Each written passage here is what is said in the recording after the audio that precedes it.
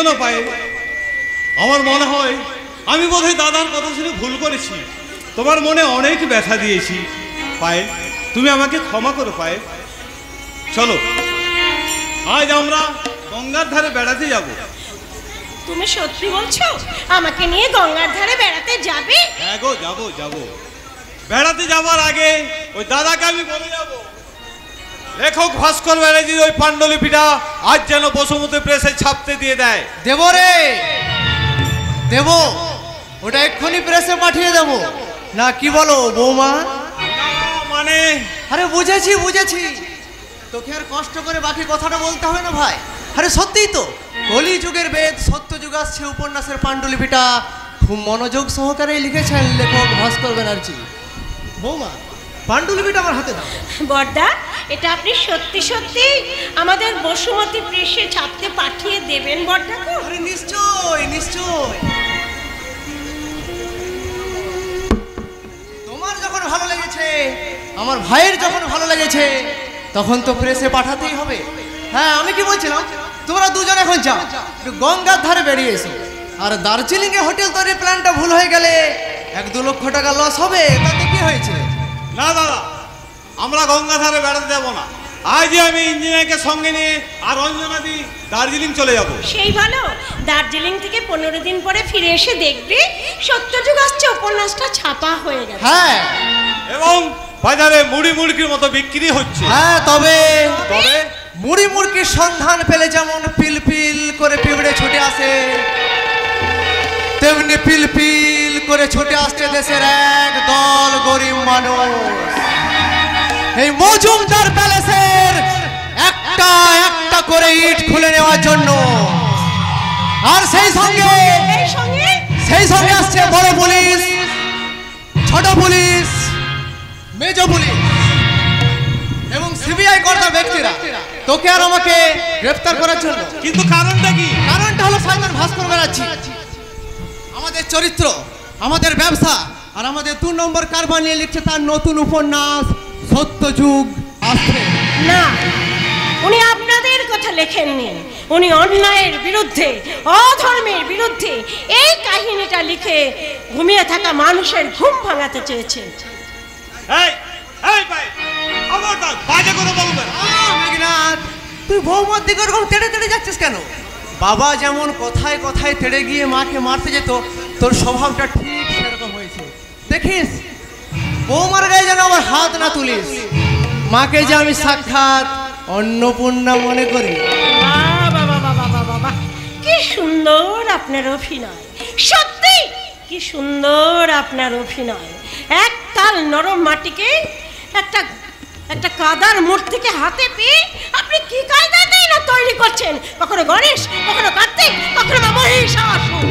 এই বস্তির মেয়েটা, তুই আমার দাদার মুখের উপর তর্ক করিস? দেখবি মেরে তোর মুখ আমি বন্ধ করে দেব। তুমি আমার গালে চড় মারলে। এখন কি হয়েছে দাদা? আমি দার্জিলিং থেকে ঘুরে আসি, তারপর দেখাচ্ছি মজা। আরে ও মেঘনা, আরে ওই বইটার কথা বল, ওই যে সত্যযুগ আসছে। না, ওটা ছাপা হবে না, ওটা প্রকাশ করা যাবে না। সত্যযুগ আসছে না, সত্যযুগ আসবে না।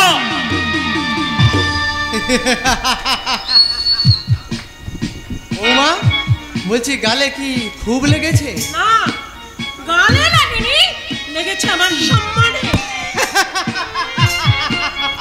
আরে তুমি তো বস্তির মেয়ে, বস্তির মেয়ের আমার সম্মান কিসের? যত সম্মান শুধু আপনাদের মতো চোর, চিটিংবাজ, ধাপ্পাবাজ, 2 নম্বর চোরা কারবারিদের, তাই না? সম্মান শুধু তাদের যারা দিনের পর দিন কিডনি পাচারের ব্যবসা করে, যারা ডাক্তার পুষে নার্সিংহোমে ভ্রূণ হত্যা করে, যারা ইঞ্জিনিয়ারদের কিনে নিয়ে একটার পর একটা করে তোলে শিবালিক অ্যাপার্টমেন্টের মতো বহুতল বাড়ি, নারী যাদের কাছে খেলার পুতুল, পুলিশকে ঘুষ দিয়ে যারা দিনের পর দিন পাপ কীর্তি ঢাকা রাখে, সম্মান শুধু তাদেরই জন্য। হ্যাঁ আমি পায়েল, আর আমি কখনো কোনোদিন আপনাদের পায়ে পায়ে বাঁচবো না, আর আমি জীবনে কখনো কোনোদিন মক্ষীর আমি সাজবো না। এই মুহূর্তে ভাস্কর বাবুর কাছে ছুটে গিয়ে আমি তাকে রিকোয়েস্ট করবো, তিনি যেন তার উপন্যাসটা অন্য কোনো প্রকাশকের কাছে ছাপার ব্যবস্থা করেন। আর আপনাদের প্রকাশনার আড়ালে লুকিয়ে থাকা সমস্ত রকম ব্যভিচারের কাহিনী আজই আমি ভাস্কর বাবুকে জানিয়ে দেব, তার মুখোমুখি দাঁড়িয়ে। শয়তানে, ভেতরে ভেতরে তুই এত দূরে গিয়েছিস, আজ তোকে মেরে আমি হাসপাতালে পাঠিয়ে দেবো। বাবু, আপনি ভাসুর হয়ে আপনার ভাইয়ের ভাইকে মারতে যাচ্ছেন? আপনি কি মনে করেছেন আমি বৌমাকে মারতে যাচ্ছিলাম? আরে না না না না না না। তবে আজকে সমাজে শ্বশুর ভাসুর দেওররা ওই কিভাবে বউদের উপর অত্যাচার চালায়, আমি সেই দৃশ্যটাই বৌমাকে বোঝাচ্ছিলাম। হ্যাঁ বৌমা, যাও তুমি ভাস্কর বাবুর জন্য এক কাপ কফি করে নিয়ে এসো, যাও। আপনাকে আমি কয়েকটা কথা বলতে চাই। বলুন। যত শীঘ্র সম্ভব আপনার এই পাণ্ডুলিপিটার কয়েকটা কপি জেরক্স করবেন। কি ব্যাপার মোহনলাল বাবু, আপনার ভাতৃবধূ হঠাৎ এরকম কথা বলে গেলেন? আসলে ব্যাপারটা যে কি তা আমিও বুঝতে পারছি না ভাস্কর। যাক সে কথা, আপনি আমার লেখার মানেটা বুঝতে পেরেছেন তো? হ্যাঁ, আর সেই জন্যই তো ঠিক করেছি আপনার লেখাটা আমি ছাপবো না। কেন? আরে কি করে ছাপবো? আপনি তো আমাকে আপনার কাহিনীর খলনায়ক করে তুলেছেন। আরে মশাই, সৎ পথে থেকে কেউ কখনো আমার মতো বড় লোক হতে পারে না। ভাইকে লুকিয়ে, সংসারকে লুকিয়ে, বেনামিতে আমি অনেক 2 নম্বরই ব্যবসা করি। তার মানে আমার লেখা ওই আদর্শ নার্সিংহোমে যেখানে অবৈধভাবে ভ্রূণ হত্যা করা হয়, আর মানুষের অঙ্গ প্রত্যঙ্গ তুলে নিয়ে বিক্রি করে দেওয়া হয়, সেই নার্সিংহোমের আসল মালিক আমি। হ্যাঁ হ্যাঁ আমি। আপনি ছায়ানীর নামে যে হাউসিং কমপ্লেক্স সংস্থার বিরুদ্ধে বেআইনি বাড়ি তৈরির অভিযোগ এনেছেন, সেই প্রমোটারি বিজনেসের আসল মালিক আমি।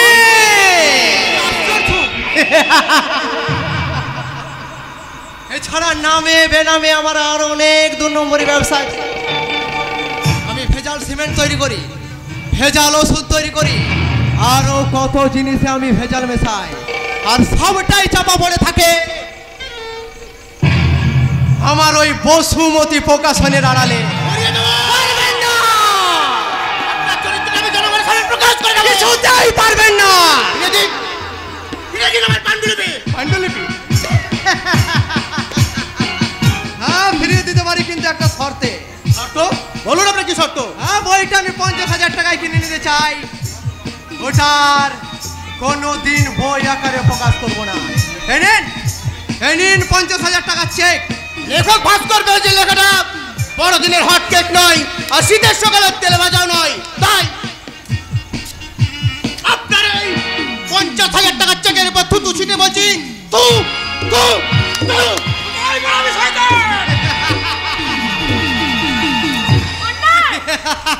অন্যায়, ভয়ঙ্কর অন্যায়, ভীষণ অন্যায়। এত বড় একটা অন্যায় করে এইভাবে এখানে দাঁড়িয়ে দাঁড়িয়ে হাসতে আপনার লজ্জা করছে না? লজ্জা? লজ্জা কোথায় পাবে? কলিযুগের বুক থেকে লজ্জা কবেই তো বিদায় নিয়েছে। তাই বলে আপনি কোনো প্রতিবাদ করবেন না? প্রতিবাদ করবে আমার লেখা। আমার পাণ্ডুলিপিটা ওরা কেড়ে নিলেও আমার স্মরণের পৃষ্ঠায় পৃষ্ঠায় যে কাণ্ডুলি লেখা আছে তা ওরা কোনোদিন কেড়ে নিতে পারবে না। আমার কলম ওরা কোনোদিন স্তব্ধ করে দিতে পারবে না। আমি আবার লিখবো, সত্য যুগ আসছে। সত্য যুগে যেমন পরশুরের হাতে কুঠার ছিল, আমার হাতে রয়ে গেছে এই কলম। যে কলমের শক্তি যে কোন আণবিক বোমার চেয়েও ভয়ঙ্কর।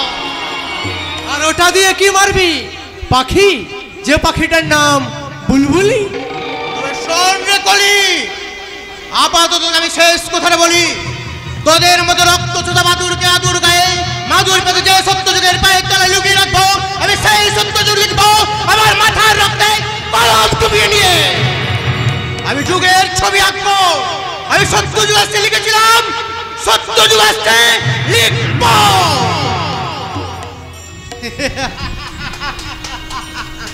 বাবু, ওটা খতম করে দেবো। না ডাবলো, তার কোনো প্রয়োজন নেই।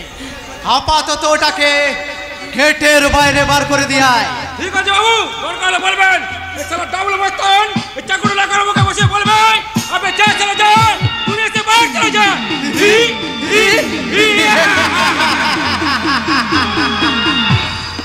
বৌমা, বলছি রুমালটা দিয়ে দু চোখের জলটা মুছে। না, আমি দু চোখের জল মুছে ফেলবো না, এক্ষুনি দু চোখে আগুন নিয়ে থানায় ছুটে যাব। আরে বউ মানুষ তো, হেঁটে কেন যাবে? গাড়ি নিয়ে যাও। গাড়ি? গাড়ি? হ্যাঁ গাড়ি, যে গাড়িটা মুহূর্তের মধ্যে তোমাকে জীবন থেকে মরণের কাছে পৌঁছে দেবে।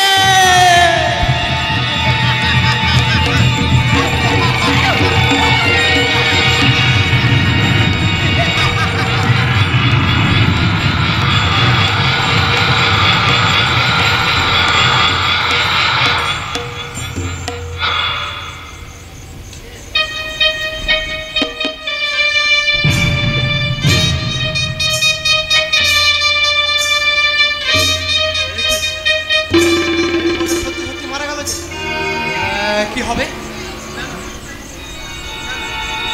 আরে না না না না না না, পুলিশের ভাবনা আমি ভাবছি না। হ্যাঁ আমি ভাবছি আমার ভাই মেঘনাথ 15 দিন পর হোক আর 20 দিন পরে হোক দার্জিলিং থেকে ফিরে আসবে, এসে বলবে দাদা আমার পায়েল কোথায়? তখন আমি কি বলবো? তখন আমি বলবো ভাই ভাই রে, তোর বউটা না গলায় দড়ি দিয়ে আত্মহত্যা করেছে।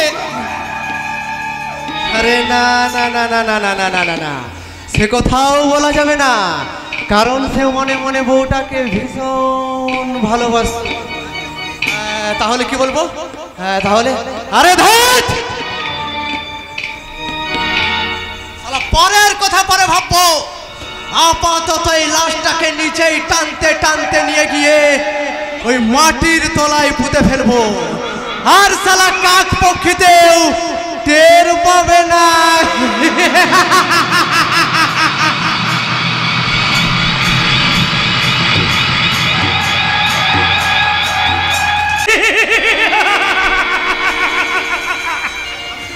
আমি কিন্তু টের পেয়ে গেছি, ধোপের আড়াল থেকে আমি সব দেখতে পেয়েছি।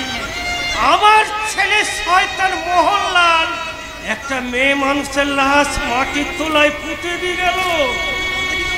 চোখে কম দেখি তো, তাই ঠিক বুঝতে পারলাম না মোরা মেয়েটা কে। আমি বুঝতে না পারলে কি হবে গো? ভগবান ঠিক বুঝতে পেরেছে, ভগবান ঠিক বুঝতে পেরেছে। ভগবানের চোখকে তো ফাঁকি দেবার কোনো উপায় নেই, কোনো উপায় নেই।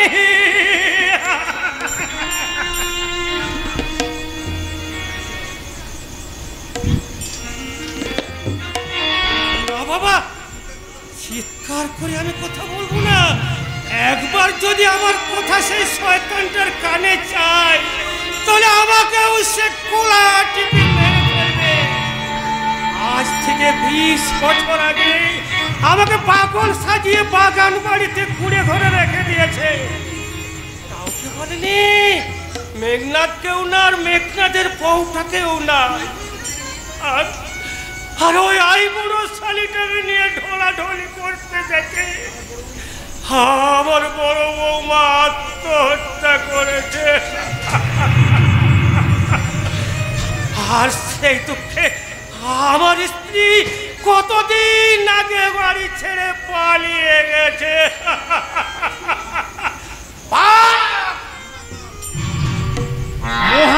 মহাপাপ! এতগুলো পাপের চাপ ওই শয়তান জানোয়ার মোহনলালকে মৃত্যু দিয়ে শোধ করতে হবে। আর একদিন দেশের লোক সব জানতে পারবে, আর তারপরেই সবাই মিলে তার মুখের মুখোশটা এমনি করে টেনে ছিঁড়ে দেবে।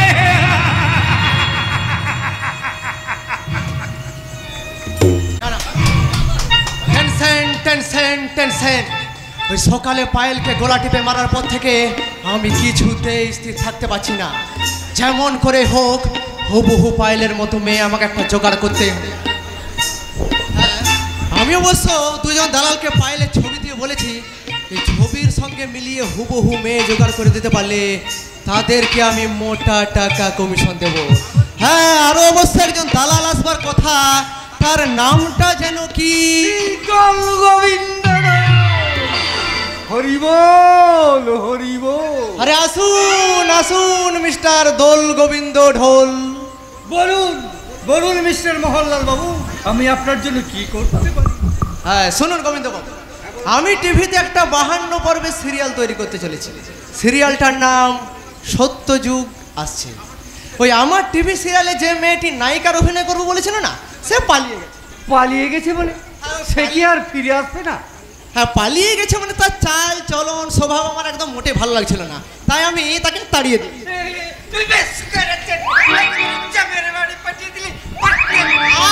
আপনি বড্ড বেশি কথা বলেন। আমি আর বলবো না, এবার আপনি বলেন। হ্যাঁ এই ছবিটা ভালো করে দেখুন। আপনাকে ডেকেছি এই ছবিটার মতো হুবহু একটা মেয়ে আপনি জোগাড় করে দিতে পারবেন কিনা বলুন। পারবেন? হুবু একই রকম দেখি। হ্যাঁ একই রকম দেখতে। তাহলে কাজ করা যায় না? কি কাজ? এই মেয়েটাকে যদি আমি এই বুঝিয়ে সুঝিয়ে রাজি করিয়ে এই আপনার কাছে নিয়ে আসি, তাতে ওই অ্যাডজাস্ট করে নিতে পারবেন? আরে না না না না না না, তা আমার পক্ষে সম্ভব নয়। তাছাড়া মেয়েটা কোথায় থাকে আমি জানি না। তাহলে তো অন্য মেয়ে খুঁজতে হবে মোহনলাল বাবু। আপনি আমাকে 2 দিন সময় দিন, আমি দেখি কোনো মেয়ে খুঁজে পাই। হ্যাঁ আপনি পারবেন তো? আমি না পারলে সারা কোনো মিয়া পারবে না। আরে আমার মতো দালাল এই সারা ভারতবর্ষে আর দুটো খুঁজে পাবেন না। বলি বুঝেছেন? হ্যাঁ তাহলে কথা হচ্ছে। আমি আপনার হাতে মেয়েটাকে তুলে দেব, আর আপনি তুলে দেবেন আমার হাতে 10,000 টাকা। হরিবল হরিবল হরিবল হরিবল হরিবল হরিবল।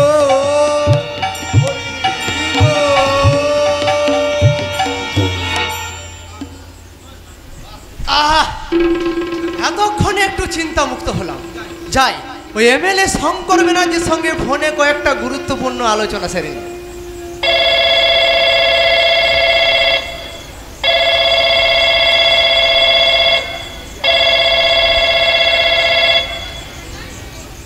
হ্যালো, হ্যাঁ আমি এমএলএ শঙ্কর ব্যানার্জি বলছি। আরে নমস্কার নমস্কার এমএলএ সাহেব, আমি মোহনলাল বলছি।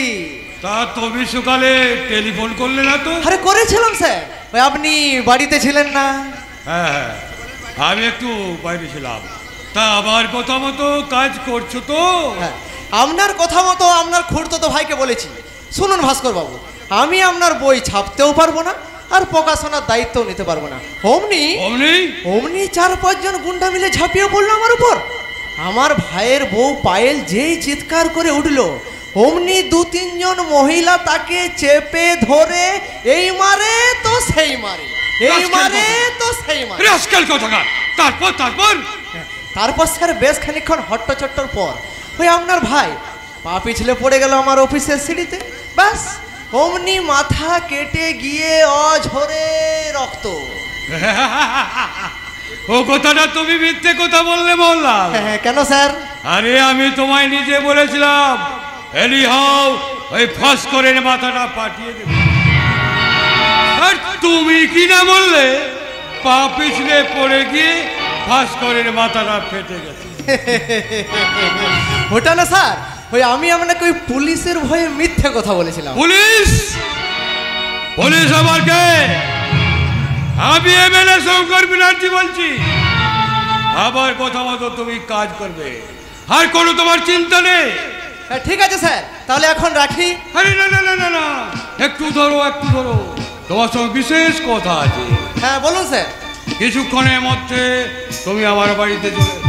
ওই আপনার ছেলে তাপসের নার্সিং হোমের ব্যাপারে কথা বলবেন তো? Yes, as early as possible ওই নার্সিং হোমটা আমাকে কমপ্লিট করতেই হবে। হ্যাঁ ঠিক আছে স্যার, হ্যাঁ আমি এক্ষুনি যাচ্ছি, এক্ষুনি যাচ্ছি। শালা শুয়োরের বাচ্চা, তার কথা মতো খুড়তো ভাইয়ের মাথায় লাঠিও মারতে হবে, আবার তার ছেলে তাপসের জন্য নার্সিং হোমের টাকাও দিতে হবে। শালা কুত্তার বাচ্চাটা আবার ফোনটা কেটে দিল নাকি? হ্যালো হ্যালো, আরে নমস্কার স্যার, নমস্কার স্যার, আমি এক্ষুনি যাচ্ছি, এক্ষুনি যাচ্ছি। আসতে তো তোমায় হবেই মোহনলাল, আমি যা বলবো তোমাকে তাই করতে হবে। ছেলে নার্সিংহোমটা তৈরি করার জন্য বেশ কিছু টাকা আদায় করে নেব, আর সেই সঙ্গে বুঝিয়ে বলবো ভাস্করের লেখা সত্যযুগ আসছে বইটা ছাপলে তোমার আমার উভয়ের পক্ষে 4টা আঘাত করবে। আমার কথা মতো তুমি ওই ভাস্করের মাথাটা ফাটিয়ে দিয়েছ, তার জন্য তোমাকে অশেষ ধন্যবাদ জানাচ্ছি। ধন্যবাদ। আমি তোমাকে ধন্যবাদ জানিয়ে বলছি, ধন্যবাদ, সদপুরুষ ধন্যবাদ। তোমার চরিত্রে কোথাও এক বিন্দু খাদ নাই খাদ। কি বলতে চাও তুমি? বলতে চাই রাজনীতি নিয়ে। তুমি রাজনীতি নিয়ে বাড়াবাড়ি করো না। ক্ষমতার অপব্যবহার করে প্রখ্যাত সাহিত্যিক ভাস্কর ঠাকুরপোর এত বড় নামটা তুমি ধুলোর সঙ্গে মিশিয়ে দিও না। কেন দেব না? সে যে সত্যযুগ আসছে উপন্যাসটা লিখলে আমার এবং আমাদের মতো প্রতিষ্ঠাবান ব্যক্তিদের ভেতরের চেহারাটা ওই জনগণের সামনে তুলে দিতে চায়। সে তো চাইবেই, কারণ সে যে লেখক, সে যে সমাজ সেবক, সে তার লেখা দিয়ে সমাজের সেবা করতে চায়। সে তার দার্শনিক দৃষ্টিভঙ্গি দিয়ে ওই মেকি মানুষের মুখগুলোকে একটা হ্যাচ কাটালে করে দিতে চায়। মুখ সামলে কথা বলবে প্রতিভা। পা সামলে পথ চলবে এমএলএ সাহেব। প্রতিভা মা কিন্তু একটু মিথ্যে কথা বলেনি বাবা। একাডেমি রক্ষা নেই, আবার সুগ্রীব দোষ হবেই তো এমএলএ সাহেব, কারণ তুমি যে জীবন পূজার অনেক আগেই বাজিয়ে দিয়েছো কেলেঙ্কারির 7 ঘন্টা কাসর। ঠিক ধরেছো মা, তুমি বাবার ভুলটা ঠিক সময় ধরে ফেলেছো।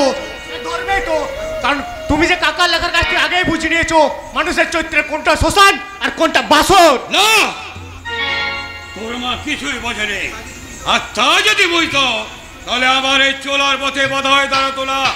দাঁড়াবেই তো বাবা, কারণ তোমার চলার পথে যে ভুল। হিসাব করে কথা বলবি তা বল। হিসাব করে তুমিও পথ চলবে বাবা, তাহলে জনগণ তোমাকে ক্ষমা করবে না। মনে রাখিস আমি এমএলএ। যা বুঝিস।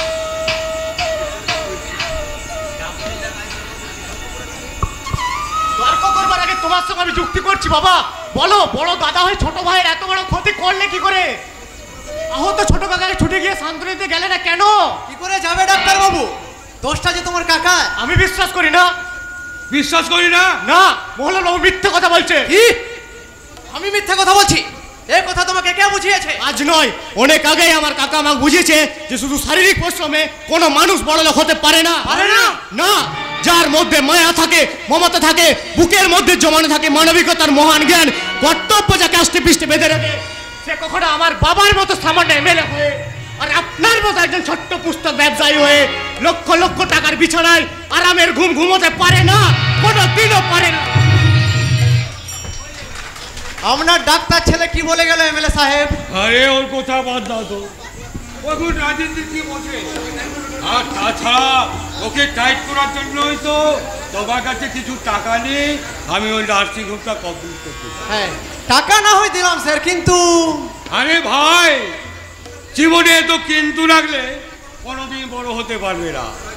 রাজনীতির বাইরে তোমার একটা কথা বলছিল।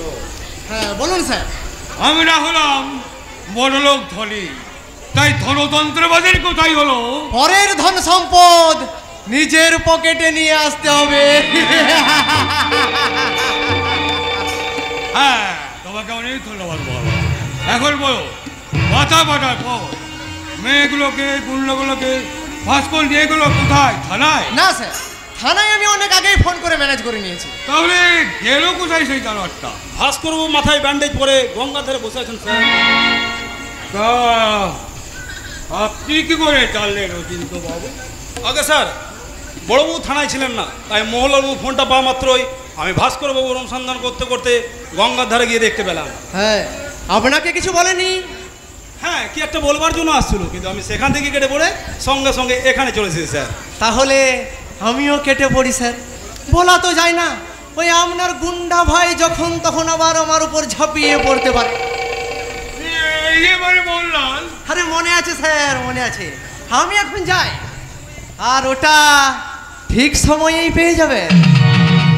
আর বুঝতেই তো পারছেন যা সমাজ ব্যবস্থা, এই অন্ধকার তো এই আলো, তাই ওই পুলিশ বাবুরা যেমন ঝামেলা দেখলেই কেটে পড়ে, আমারও তেমনি কেটে পড়াই ভালো। শুনলেন তো স্যার, ওই মোহনলাল বাবু কিভাবে পুলিশের নামে মিথ্যা কথা বলে চলে গেলেন। আরে ভাই, ঘরে ঘরে কি ঝগড়া করা ভালো? হ্যাঁ, তা অবশ্য ঠিক স্যার, কিন্তু স্যার বড়বাবুর যে আসার সময় হয়েছে, তিনি যদি এসে জিজ্ঞাসা করেন তদন্ত করেনি কোনো, তখন আমি কি বলবো স্যার? তখন সবাই বড়বাবুকে কি বলবেন, বড়বাবু আমরা ভর দুপুরে তালা চাবি দিয়ে ওই আদর্শ ব্যবসায়ী মোহনলাল মজুমদার বাড়িতে খাওয়া পিনা করছিলাম, তাই ডায়েরিটা নিতে পারিনি। কি আমি ঠিক বললাম তো ছোট বাবু? আমি চললাম স্যার, আমি চললাম। দাদা আমার পিছন ফিরে আগামী দিনের রঙিন স্বপ্ন দেখছে। কি বললি? দাদা আমার রাজনীতির রেডিমেড কথা বলতে শুরু করেছে। কি বলার জন্য তুই আমার ঘরে এসেছিস? আমি জিজ্ঞেস করতে এসেছি, কেন তুমি আমার মাথা ফাটার খবর পেয়েছো, কেন খবর নিতে যাওনি? কেন কেন তুমি আমার বিরুদ্ধে অপবাদের কথাগুলো বিশ্বাস করনি? কেন কেন তুমি সেই মোহনলাল মজুমদার যে বান্ডুল ভিতরে আটকে রেখেছে তা তুমি খোলা খোলা জানতে যাওনি? কেন কেন কেন? প্রয়োজন নেই বলে? প্রয়োজন নেই? আমি রাজনীতি লোক, তাই সব ছোটখাটো ব্যাপারে মাথা ঘামাবার সময় আমার নেই।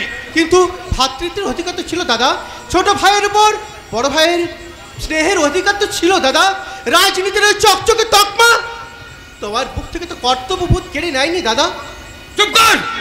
তোর মতো লজ্জা লম্পট চরিত্রহীন মুখ থেকে ও কথা কোনো শুনতে চাই না। তাহলে এই মুহূর্তে আমি তোমাকে জিজ্ঞাসা করছি, তুমি কি তোমার নিজের চরিত্রটা কোনোদিন ভালো করে দেখেছো? দেখেছে বৌদি, দেখেছে। নিজের চরিত্রটাকে জীবনে নাই নাই বহুবার লুকিয়ে লুকিয়ে দেখেছে। নতুন গাইটাই তুই আমার মুখ বন্ধ করতে পারবি না। তোর জন্য আমার মান সম্মান সব চলে গেছে। তুই একটা চরিত্রহীন।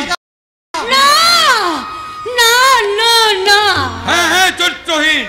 হ্যাঁ বৌদি, হ্যাঁ লেখক ভাস্কর ব্যানার্জি, দার্শনিক ভাস্কর ব্যানার্জি একটা চরিত্রহীন। না ঠাকুরপো, না না না বলে লোকের চোখে ধুলে দিও না। আমার মা লোকের চোখে ধুলে দেয়নি বাবা, ধুলে দিচ্ছ তুমি। কি বললি তাপস? তাপস তো ঠিক কথাই বলেছে দাদা।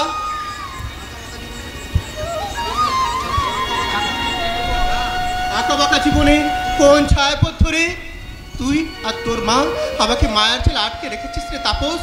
তমসাচ্ছন্ন গভীর রাত্রেও তোদের কথা ভাবতে ভাবতেছি আমি পাগল হয়ে যাই। সে তো যাবেই ঠাকুরপো, কারণ তুমি যে ওদের বাবার ভাই। না, ও আমার ভাই নয়, ও আমার টাকার ছেলে ভায়াত শত্রু।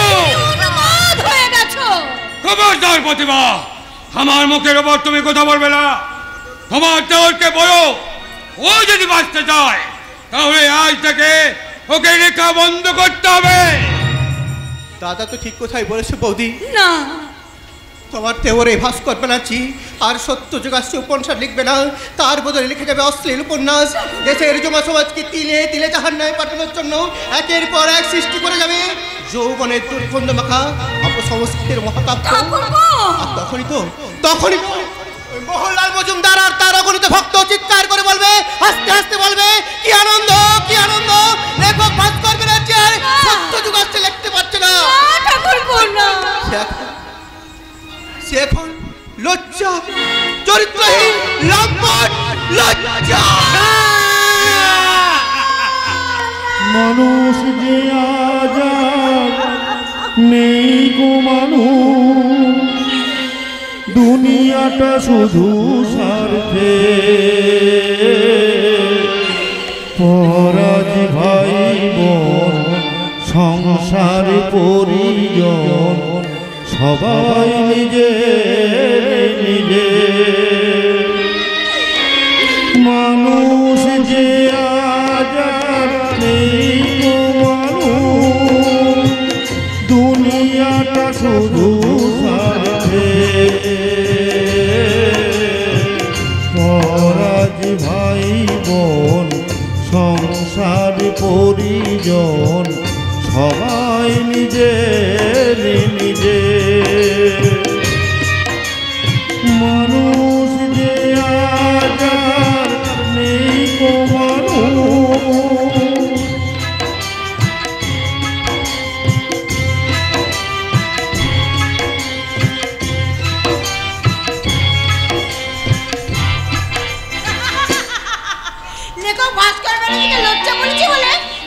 একেবারে রেগে লাল হয়ে গেছি। আরে বাবা, লোকটা কি আমি একা বলেছি? এই গ্রামের বাচ্চা বাচ্চা ছেলে থেকে শুরু করে বুড়ো বুড়ি সবাই ওই এক কথাই বলছে। তবু আমি বলছি, যারা বলছে তারা মিথ্যে কথা বলছে। তুমি ভাস্কর বাবুর ফ্যান, তাই তুমি একতরফা কথা বলছো শিশি। তুমি মনে করেছো যে লোকটা সত্যযুগ আসছে উপন্যাস লিখছে তার কোনো চরিত্রের অবনতি ঘটতেই পারে না। ঝিলমিল, তুমি কি জানো একটা বড় মাপের মানুষকে এইভাবে ব্যাখ্যা করার মানে হলো নিজেকে ছোট করা? তাহলে শুনে রাখো শিশি, একটা লজ্জা লম্পট চরিত্রের লোককে বড় করে প্রচার করার অর্থ হলো নিজেকে অপমান করা। ঝিলমিল, হ্যাঁ হ্যাঁ, আমি বলতে চাই যেটা রটে সেটা পুরোটা না হলো কিছু তো বটে। হ্যাঁ, আরে বাবা, যে লোকটাকে আমি জীবনে কখনো দেখিনি, যার নামটা শুনলে পর্যন্ত ওর ঘেন্না হয়, সেই ভাস্কর না ভাস্কর লোকটাকে যদি তোমার এতই ভালো লাগে, যাও তার সঙ্গে দেখা করে সমবেদনা জানিয়েছো। আমি চললাম। এই ঝিলমিল, তুমি কি আমার উপর রাগ করেছো? যার মনে কোনো অনুরাগী নেই তার উপর আবার রাগ আছে। আছে, ওই অনুরাগের 7টা রং দিয়ে আমি আমার মুখে তোমার ছবি এঁকে রেখেছি ঝিলমিল, কারণ আমি তোমাকে ভালোবাসি। তাই বলে আমি বাজাবো ওয়েস্টার্ন মিউজিক আর তুমি বাজাবে বাঁশের বাঁশি? তাই তো নিয়ম। পুরুষ তো চিরকালই মাথায় করে সংসারের বোঝা বয়ে মরে, আর মেয়েরা সংসার সাজায় মুখে নিয়ে মিষ্টি হাসি। তাহলে আমিও বলি শোনো। বলো। ছেলেরা এমন ভান করে যেন সংসার টংসার কিছুই বোঝে না, একেবারে সন্ন্যাসী। আরে বাবা, তুমি যে অভিজ্ঞতার কথা বলছো যেন বয়স তোমার 79। হাই মাই ডার্লিং, কথার মধ্যে কথা হলো আমি তোমায় ভালোবাসি। চোখের ভাষা যদি বুঝতে পারি, না বলা কথা যদি শুনতে পারি, চোখের ভাষা যদি বুঝতে পারি, না বলা কথা যদি শুনতে পারি, তবে মনে তুমি যে আমার, তুমি যে আমার, তুমি আমার, তুমি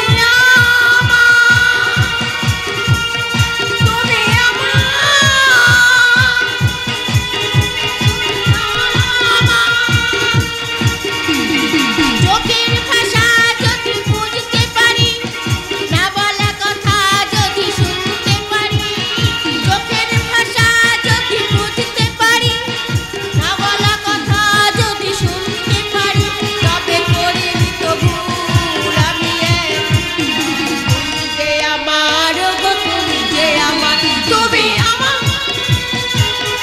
শিশি, এই শিশি, যা বাবা, কোথায় চলে গেল? যাবার সময় আবার কবে কখন দেখা হবে কিছু না বলে চলে গেল। না না, শেষ পর্যন্ত যে কি হবে ভাবতে শুকিয়ে যাচ্ছে, শুকিয়ে যাচ্ছে আমার বুকটা, আমার বুকটা শুকিয়ে যাচ্ছে।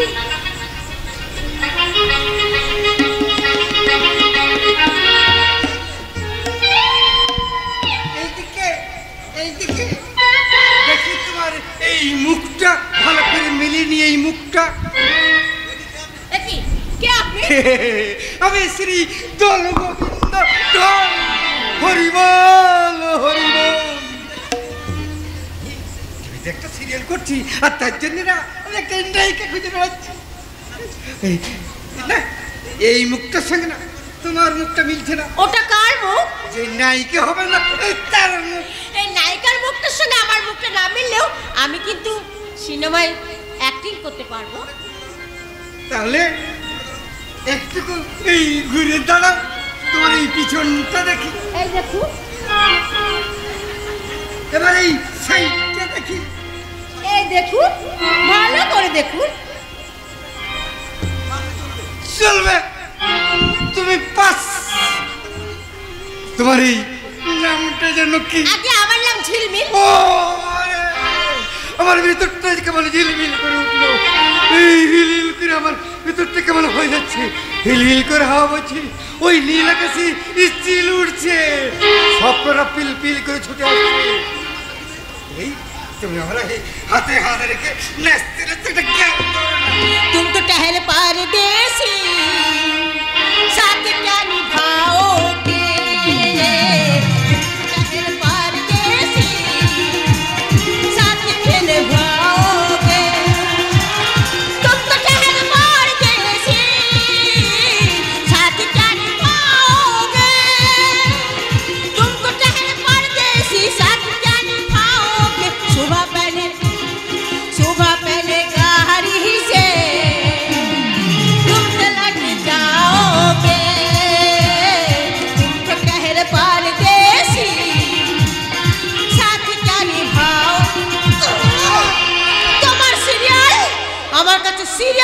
গেছিস জানোয়ার। এমন মারলো এখনো জ্বলছে। হ্যাঁ মারলাম, কারণ তুমি যে টিভি সিরিয়ালের নাম করে দিনের পর দিন এখানে সেখানে ইয়াং মেয়েদের কালেকশন করতে চাইছো, আমি সেটা বেশ কয়েকদিন ধরে লক্ষ্য করেছি। বলো চৌতের পথ ত্যাগ করো, তাহলে আমি এক্ষুনি থানায় যাব, পুলিশের কাছে গিয়ে বলবো এই লোকটা একটা মেয়ের ছবি নিয়ে মেয়েদের সঙ্গে মুখ মিলিয়ে বেড়াচ্ছে, লোকটাকে তাড়াতাড়ি অ্যারেস্ট করুন। লোকটার নাম দোল গোবিন্দ ঢোল। হরি বল, হরি বল।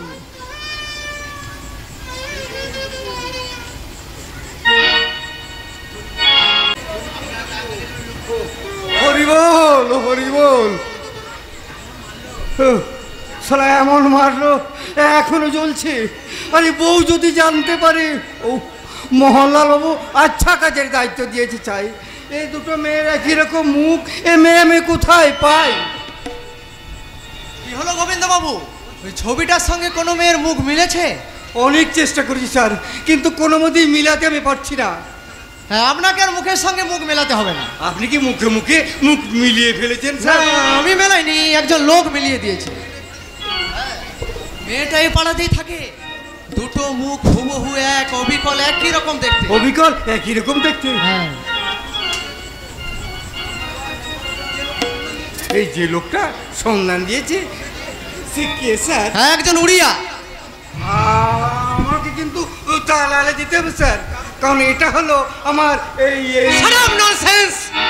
তাহলে এখন চলি স্যার, একটু পরেই আবার দেখা হবে।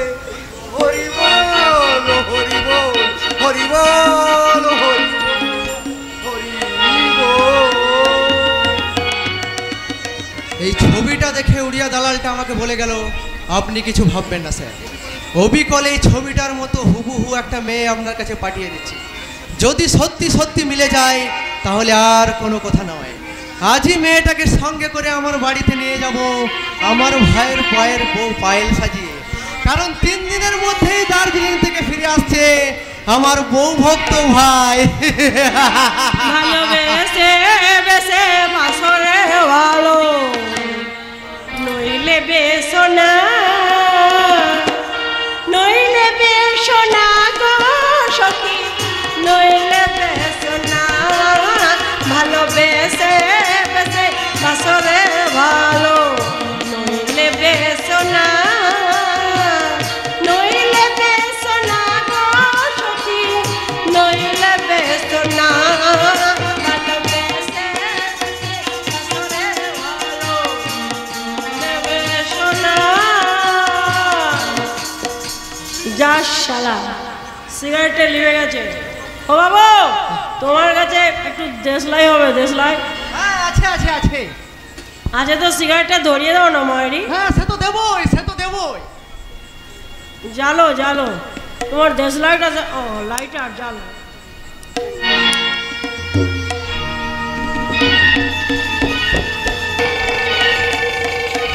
আশ্চর্য ব্যাপার, দুটো মুখ হুবহু এক, অবিকল একই রকম দেখতে, সেই চোখ সেই মুখ, শুধু পোশাক পরিচ্ছদগুলো একটু ইয়ে। আজই আমি ওকে আমার বাড়িতে নিয়ে গিয়ে ওর ডিজাইনটাই আমি পাল্টে দেব। বাবু শোনো, যে বাবু আমাকে এখানে আসতে বলেছে তুমি তাকে চেনো? আরে আমিই তো সেই লোক, আমিই তো সেই লোক। ভাই একেবারে ছিনে জোর, একবার ধরলে না শালা। আরে না না না না না না, তুমি তোমাদের পাড়ার লোকের মুখে উল্টো কথা শুনেছো। তোমাকে আমার বউ নয়, আমার ভাইয়ের বউ হিসেবে যেতে হবে। ভাইয়ের বউ হিসেবে যেতে হবে? ঠিক আছে বাবু, ঠিক আছে, আমি তাই যাব। উল্টাতে উল্টাতে গিয়ে লাগরের কোলটার কাছে যেই শালা শুয়ে পড়বো না, এই মালটার শালা সুর তালটাই পাল্টে যাবে। আর তখন আমি গাইব, এই ময়লা গলিতে মধু জমেছে, এই ময়লা গলিতে মধু জমেছে, ফুলে ফুলে ভরে ভরে, ফুলে ফুলে ভরে ভরে, বাবুরা বাবুরা মধু খেয়েছে, তাই ময়লা গলিতে মধু জমেছে, তাই ময়লা গলিতে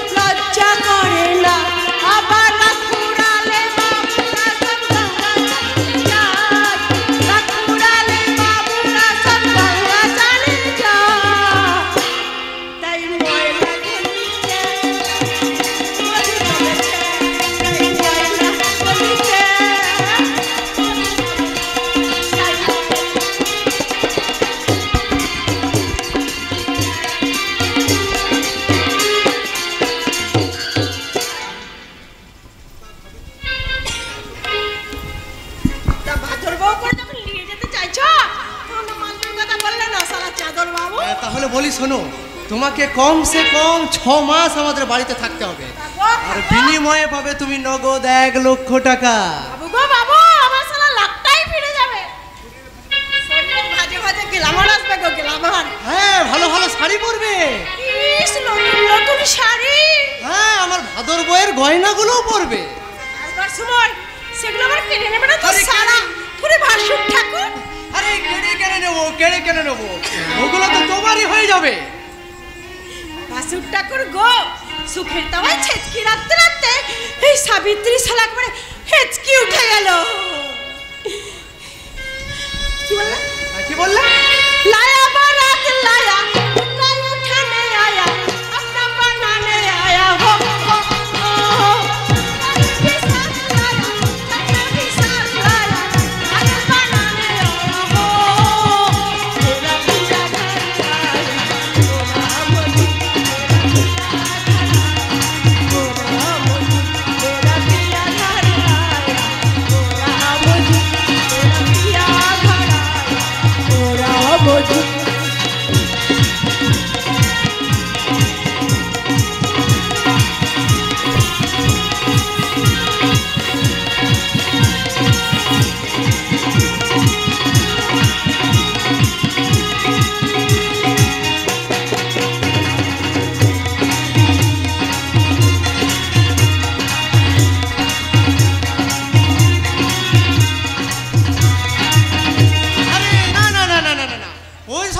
চলবে না, তোমাকে আমাদের বাড়িতে যে একটু অন্য ধরনের গান গাইতে হবে। অন্য গান গাইতে হবে? হ্যাঁ, অন্য গান, না আধুনিক মডার্ন, যাকে বলে ওয়েস্টার্ন। আর হ্যাঁ, আর মাঝে মাঝে না তোমাকে না ঘুমটাও দিতে হবে। আরে শালা, ভেতরে লাগবো খ্যামটা আর বাইরে দেবো শালা ঘুমটা। তা আমার স্বামীটা আছে নাকি শালা পটল তুলেছে? আরে আছে আছে আছে আছে, সে দার্জিলিং গেছে, কিছুদিন পর ফিরবে। সে তার বউটাকে ভীষণ ভালোবাসতো, তো অথচ তার বউটা গলায় ধরে দিয়ে আত্মহত্যা করেছে। আজ থেকে না তোমার নাম পায়েল। ঠিক আছে বাবু, ঠিক আছে, আমি তাই হব। হ্যাঁ, তাহলে আর দেরি করো না, আমার ওই কন্টেসার গাড়িতে চেপে পড়ি। তা হ্যাঁ বাবু, বলে কণ্ঠসা গাড়িতে চেপে আবার কণ্ঠসা করে দেবে না তো? আরে না, তাই কখনো হয়? আমি তোমার হব ভাসু। এই যে আমি ভাসুর ঠাকুরের হাত ধরে কণ্ঠসা গাড়িতে চেপে আমি আমার নকল ভাতারে ঘর করতে যাচ্ছি। বলে আমাকে ঠিক বাবু মনে হচ্ছে তো? শোনো শোনো শোনো, প্রথমে আমার স্বামীটার সঙ্গে দেখা হলে আমি তার গলা জড়িয়ে ধরে বলবো, ওগো তোমার আকাশ দুটি চোখে আমি হয়ে গেছি তারা, এই জীবন ছিল নদীর মতো গতিহারা দিশাহারা, ওগো তোমার আকাশ দুটি। আরে দূর দূর দূর, চলো চলো চলো চলো চলো। কি গো দাদা বাবুরা, দিদিমণিরা, আমি ভাসুরের হাত ধরে কণ্ঠসা গাড়িতে চাপে শ্বশুর বাড়ি করতে যাচ্ছি। বলে আমার গানটা তোমাদের ভালো লেগেছে তো? যাদের ভালো লেগেছে তারা আমার দু চোখের আলো, আর যাদের লাগেনি তারা আমার দু চোখের কালো। আরে চলো রে শালা, চলো।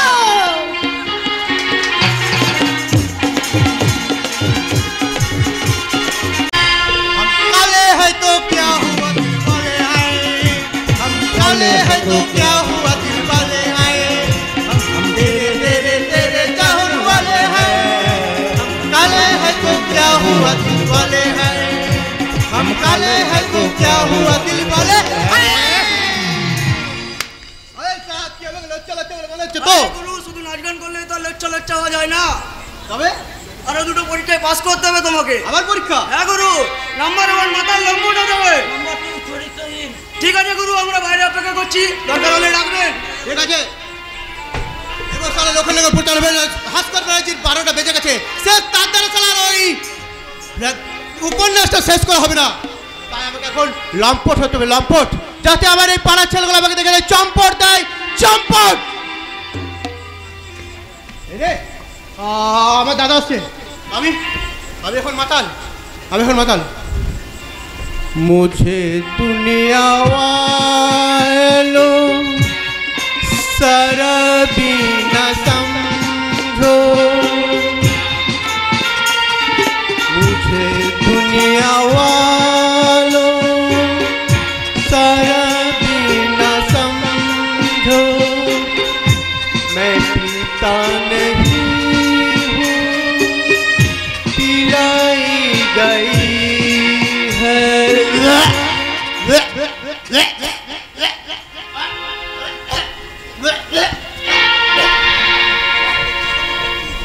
দেখছিস তাপস, দেখছিস আমার কথাটা বর্ণে বর্ণে মিলে যাচ্ছে কিনা। এরপরেও তুই তোর মায়ের কথা শুনে একে কাকা বলে ডাকবি না সম্মান দিবি? ইস, মায়ের কথা শুনে আর ওই মাতালটার মতো পথ চলে জীবনে আমার অনেক ভুল হয়ে গেছে। ছি ছি ছি, অনেক ভুল হয়ে গেছে। এবার থেকে নির্ভুল করে নে, মন প্রাণ দিয়ে নার্সিংহোমটা চালিয়ে যা। বললা লীলা নামে যে নার্সটাকে পাঠিয়েছে, মেয়েটা খুব বুদ্ধিমতী, আর তার সঙ্গে যুক্তি করে রোজটা আবার গেন করে নে। ইয়েস স্যার, আমি আমার বন্ধু তপসকে ঠিক ওই কথাই বুঝিয়েছি। এখন আপনি আপনার পাওনাটাকে বুঝে নিন স্যার। কিসের টাকা লম্বা? তোমার বাবা একটা নতুন ব্রিজ তৈরি করা কাজ পাই দিয়েছে, এটা তার কমিশনের টাকা। এ বাবা, সব জায়গায় সব কথা বলতে নেই। দাও দাও, টাকাটা দাও তাড়াতাড়ি, এই নিন স্যার, অফিসে গুনি নেবেন, একদম কড়কড়ি তাজা। আরে কে আসবে? আমার জন্য এক ছিলাম গাঁজা নিয়ে আয়, গাঁজা। এসমার ঘরে জানারটা কেমন বেহুশ হয়েছে।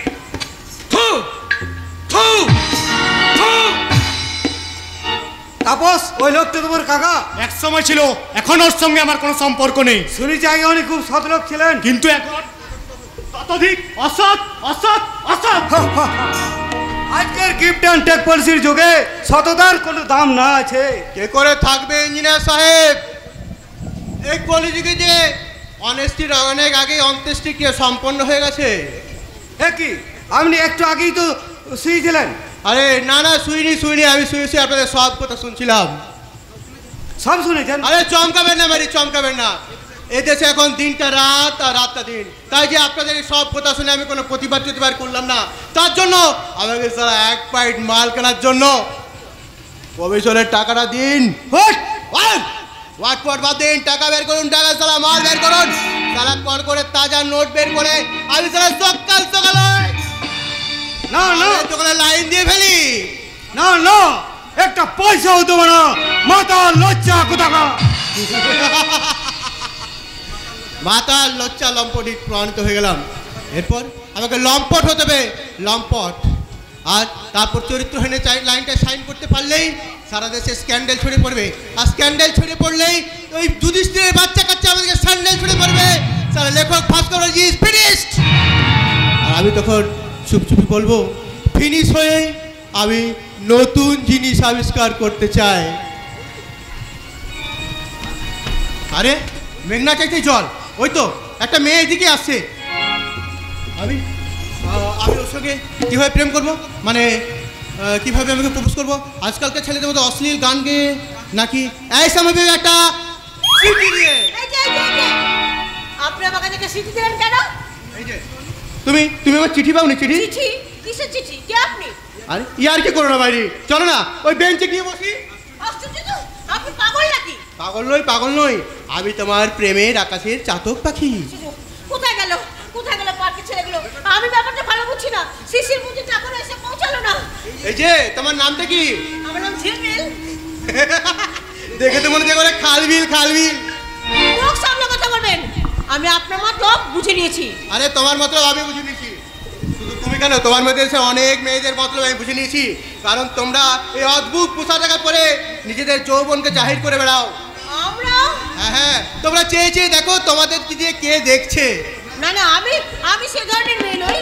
আমিও তো সেই ধরনের ছেলে নই যে তোমার সঙ্গে প্রেম না করে বাড়ি দিকে একাদশীর উপোস করবো। এই না খাও।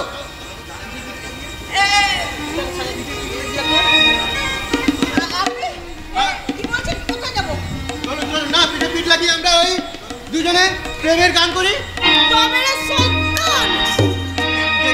আমার মনে বলছি আমি তাই, তোমায় আমি ভালোবাসি, তোমায় আমি চাই।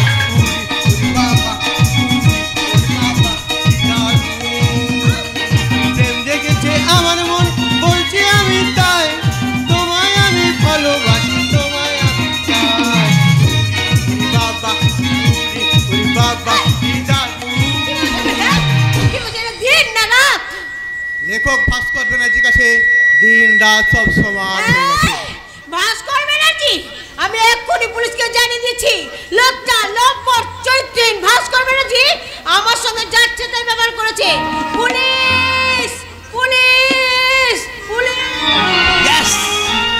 আমি চরিত্রহীন প্রমাণিত হয়ে গেলাম। আজ থেকে ওই পাড়ার লোকেরা আমাকে দেখে বলবে, ওই দেখ চরিত্রহীন ভাস্কর ব্যানার্জি আসছে, লাম্পট ভাস্কর ব্যানার্জি আসছে, পালিয়ে চল, পালিয়ে চল, পালিয়ে চল। তাই পালাবি রে লজ্জা লম্পট চরিত্রহীন, এখনই তোকে আমরা ডান্ডা মেরে ঠান্ডা করে দেবো। মুরগি ক্যারকেরায় আন্ডা পারে না, মুরগি ক্যারকেরায় আন্ডা পারে না, মুরগি এই রাস্কেল, জানিস আমি কে? কে? ওনার নাম জামাল উদ্দিন সাহেব, আমাদের থানার বড় বাবু। তা বড় বাবু ছোট বাবু দুই বাবুকে নমস্কার। একজন বিখ্যাত লেখক হয়ে কি করে তুই নিজের চরিত্র নষ্ট করলি?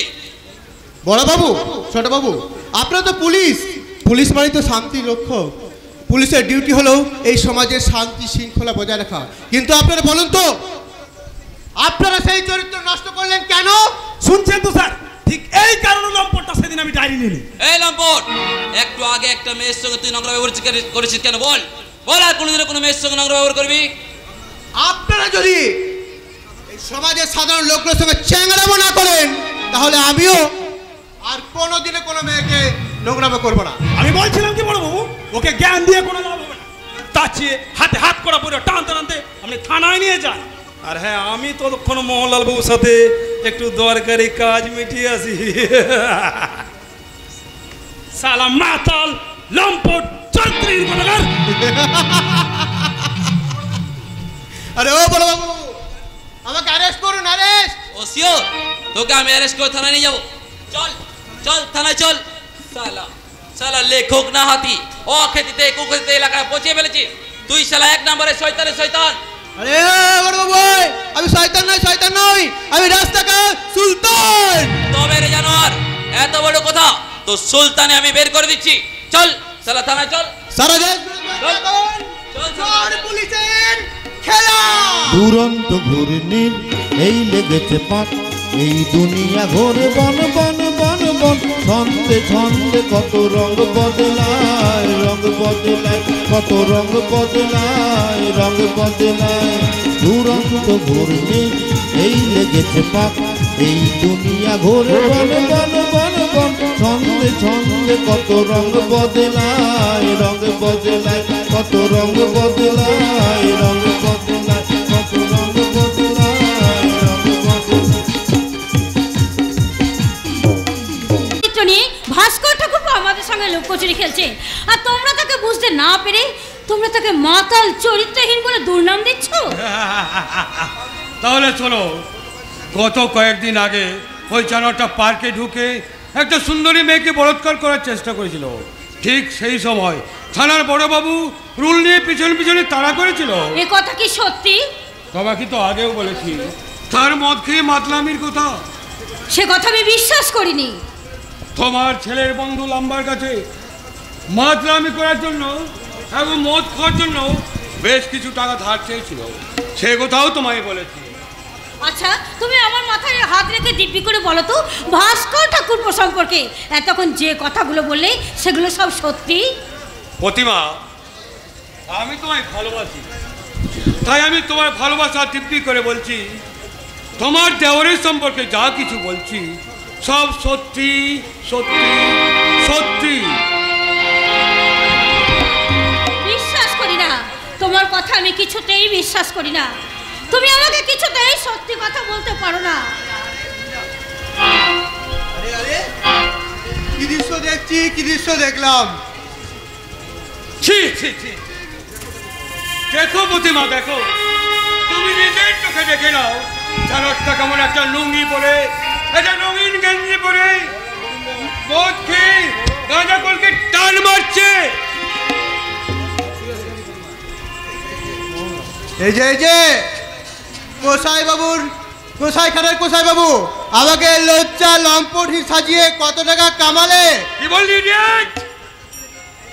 ডাক্তার ছেলেকে নার্সিং হোম করে দিয়ে কোন ব্যাংকে কত টাকা কামালে? বলে রাখিস, আমি এমএলএ নয়, তুমি আমার কাছে মেরেলে দাদা, মেরেলে। প্রতিমা, তুমি এখন এই জানোয়ারটাকে বাড়ি থেকে বের করে দাও। আমি এখনই পুলিশকে ফোন করছি। তোমার কোনো ভয় নেই প্রতিমা, ওই সমাজ বিরোধীটা তোমার কোনো ক্ষতি করতে পারবে না। পুলিশ এসে ওকে একেবারে টাইট করে দেবে, আর পুলিশরাই হলো ওর কাছে একমাত্র জম।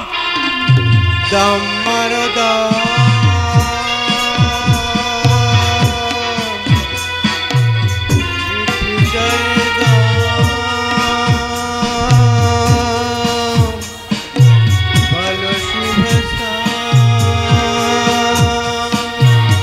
হরে কৃষ্ণ হরে রাম হরে কৃষ্ণ হরে রাম হরে কৃষ্ণ হরে রাম হরে কৃষ্ণ হরে রাম। সত্যযুগ আসছে উপন্যাসের লেখক হয়ে আজ তুমি এইভাবে অন্ধকারের মধ্যে পা বাড়িয়েছো। কেন বাড়াবো না? তুমি দেখতে পাচ্ছ না তোমার স্বামী কেমন করে নিজেকে অন্ধকারকে জড়িয়ে ধরেছে? তাই বলে তুমি এইভাবে নিজেকে শেষ করে দেবে? শত্রুপক্ষের বানানো কথা এইভাবে সত্যি হয়ে যাবে? বলো কেন তুমি মাথা তুলে দাঁড়িয়ে তোমার সেই সত্যযুগ আসছে উপন্যাসের পাণ্ডুলিপিটা লিখছে না? বলো কেন কেন?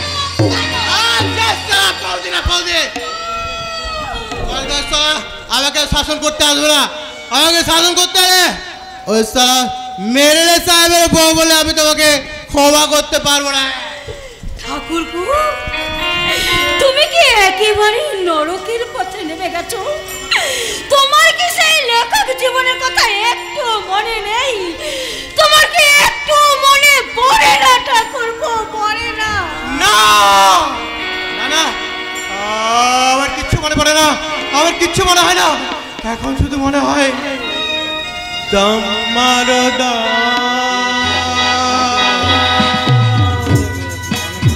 মিটি যায়গা ভালো শুভাশা। হরে কৃষ্ণ হরে কৃষ্ণ হরে রাম হরে কৃষ্ণ হরে রাম।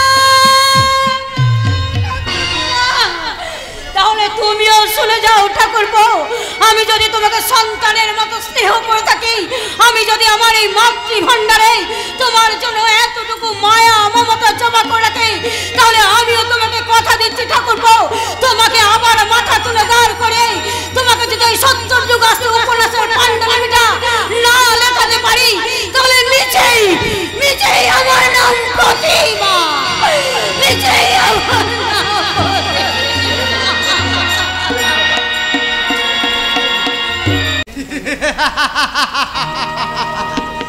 শয়তানি প্রতিমা, তুই আর তোর দেওয়ারকে দিয়ে কোনোদিন সত্যযুগ লেখাতে আসতে পারবি না। এবার থেকে লিখবে মিথ্যে যুগ আসছে। আর সেই জন্যই তো একটা গণিকাকে আমার ভাইয়ের বউ সাজিয়ে বাড়িতে নিয়ে এসেছি। ওই পায়েলকে দিয়ে আমি এক ঢিলে দুই পাখি মারব।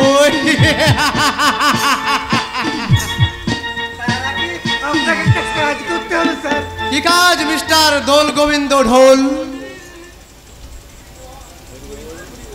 হরি বল হরি বল। মেয়ে মানে সুন্দরী সুন্দরী? হ্যাঁ, তা মেয়েটার ডিজাইনটা কেমন? বাংলার চার। তাহলে তুমিও চার ফেলে দাও মিস্টার ঢোল। হরি বল হরি বল। এই চার খাবার মাল নয়, এই চারটা মাল। তাই? হ্যাঁ ঠিক আছে। আমার ভাই মেঘনাথ তো কিছুদিন পর দার্জিলিং থেকে ফিরে আসছে, তাকে পাঠিয়ে ওই ছুগরি জলসা ঘরে একেবারে ত্রিতাল বাজিয়ে দেব। ত্রিতাল। আমাকে কিন্তু দালালি দিতে হবে স্যার। হ্যাঁ, ওই মেয়েটার নামটা যেন কি? ঝিলিমিল। নামের মধ্যে কেমন একটা মিষ্টি মিষ্টি গন্ধ। শুধু গন্ধই নয় স্যার, এই তারিখ চলার মধ্যে কেমন যেন একটা চুলকে পড়ার ছন্দ। তাহলে তুমিও যে আমার মনের মধ্যে সৃষ্টি করলে ভয়ঙ্কর একটা দ্বন্দ্ব। ওই মেয়েটাকে তুলতে গেলে কোনো গন্ডগোল হবে না তো? গন্ডগোল? হরি বল হরি বল। আপনি কি মনে করেছেন আমি কাঁচা দালাল? মোটেই না, আমি হলাম গিয়ে পাক্কা মিডিল ম্যান। আর সেই জন্যই তো এই আপনার মতো ব্যবসাদাররা আমাকে খাতির করে বলে আসুন আসুন মিস্টার দোল গোবিন্দ ঢোল। হরিবোল হরিবোল। রোজ পার্কে বেড়াতে আসি, আরে কোন জায়গায় বসে জানেন? ওই মন্দির চারপাশে যেখানে হরিনাম হয়, হরিবোল হরিবোল হরিবোল হরিবোল। বুঝেছি, পুলিশের মুখে শুনেছি কিছুদিন আগে সিটি মেরে মেয়েটাকে প্রেম করতে গিয়েছিল সত্যযুগের লেখক ভাস্কর ব্যানার্জি। শুধু তাই নয় মোহনলাল, কয়েকদিন আগে জানারটা পার্কে ঢুকে গাঁজা টানতে টানতে জানা তাই বলে অপমান করেছে। সে কথা তো আমাকে একটু আগে টেলিফোনে বললেন এমএলএ সাহেব। আরে টেলিফোনে কতটুকু বলতে পেরেছি? আর ওই শয়তানটা যা কিছু করছে সবই মেনে নিচ্ছে আমার স্ত্রী প্রতিমা। তার যে হাত, সে নাকি ওই নম্বরটা দিয়ে বই লিখাবে। তাহলে শুনুন এমএলএ সাহেব, ভাই বলে দুর্বল হয়ে পড়বেন না। আমাকে কাজে নামিয়ে দিয়ে আপনি পিছিয়ে গেলে আমাকে ভাবতে হবে সামনের ইলেকশনে আপনাকে আমরা নমিনেশন দেব কি না। আমি তো চেষ্টা করছি মোহনলাল, আর তোমাকে আমি শেষ কথা না বলছি, তোমার সাহায্য নিয়ে ভাস্করকে এবার আমি সত্যি সত্যি চরিত্রহীন করে দেব। সে যাতে কোনোদিন লেখা স্বপ্ন দেখতে না পারে। কলমের বদলে সে একদিন এক এক রকমের মদের বোতল ধরবে, মদের বোতল।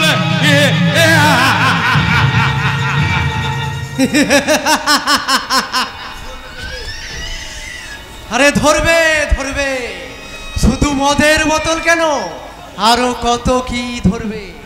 ওই পায়েলকে একবার পাঠাই তো তার কাছে, তখন দেখবে লস হয়ে গেছে তার লেখার এনার্জি। আর রূপ যৌবনের সাথে তত্তর তত্তর করে ভেসে যাচ্ছে ওই শালা ভাস্কর ব্যানার্জি। বড় ঠাকুর গো বড় ঠাকুর, সেই তখন থেকেই ভাস্করটাকে নিয়ে বকবকম চালিয়েই যাচ্ছ। শালা মালটা কেমন? ভালো ভালো, খুব ভালো। হ্যাঁ, ওই খাতাটায় যা লিখে দিয়েছি সব মুখস্থ করে ফেলেছো তো? হ্যাঁ মুখস্থ করে ফেলেছি, মানে গিলে ফেলেছি গিলে। এই দেখো না, আসল পায়েল যে শাড়িটা পরতে ভালোবাসতো আমি সেটাই পরেছি, তবে তার মতো ঘোমটা দিয়ে নয়, একেবারে কুচিয়ে কাচিয়ে আজকালকার গেরস্ত ঘরের দিদিমণিদের মতো একেবারে খ্যামটা নাচের স্টাইলে। এই প্যালেসের ঘর দুয়ার সব জেনে নিয়েছো তো? আরে বাবা, সব জেনে নিয়েছি। ওই ঘরটায় বসবো, ওই ঘরটায় খাবো, আর এই ঘরটায় স্বামীকে নিয়ে শোবো। এইভাবে কথা বলবে না, একটু ভদ্রভাবে কথা বলো। আরে বাবা চেষ্টা করছি তো, মুখ দিয়ে মাঝে মাঝে বেরিয়ে যাচ্ছে, কি করবো? হ্যাঁ, আরে ভালো ভালো কাপড় চুপড় পরে ওই আয়নার সামনে দাঁড়িয়ে গিয়ে দেখো। আরে শালা কি সুন্দর দেখাচ্ছে মায়েরি। কোন শালা বলবে যে শালা আমি এবারই ছোট বউ নয়? আরে নয় নয় নয় নয়, কথাটা নয় নয় নয় নয়, ওই হলো। তুমি আধুনিক স্টাইলে হাঁটবে। হ্যাঁ, আজকালকার গেরস্ত ঘরের দিদিমণিদের মতো ঠিক এমনি করে। হ্যাঁ, আর ওই শরীরে যখন তখন কিন্তু ওই খ্যাচকা মারবে না। আরে বাবা খ্যাচকা না মারলে তোমার ভাইয়ের দিলটা হেচকা টেনে টেনে নেব কি করে?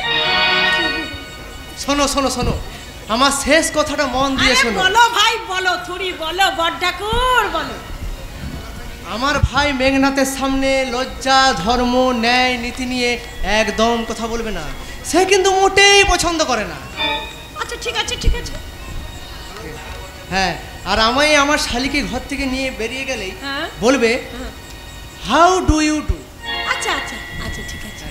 আর আমি আমার শালিকে নিয়ে বেরিয়ে গেলেই তুমি তোমার স্বামীকে বলবে আই লাভ ইউ। হ্যাঁ দাঁড়াও দাঁড়াও দাঁড়াও দাঁড়াও, এই যে শেষ কথাগুলো বললে না, আমি ঘরে গিয়ে চট করে মুখস্থ করে আসি, কেমন? যাও যাও যাও যাও যাও। এই শোনো শোনো বড় ঠাকুর শোনো, তোমার শালি অঞ্জনা আর তোমার ভাই মেঘনাথ তো এখনই আসছে না, নিয়ে এসো না শালা এক পাইট মাল খেয়ে শালা শরীরের ম্যাচ মেচানিটা কাটিয়ে। আরে না না না না না না, মাল এখন খেতে হবে না, মাল খাবে রাত্রে মুরগির মাংস দিয়ে।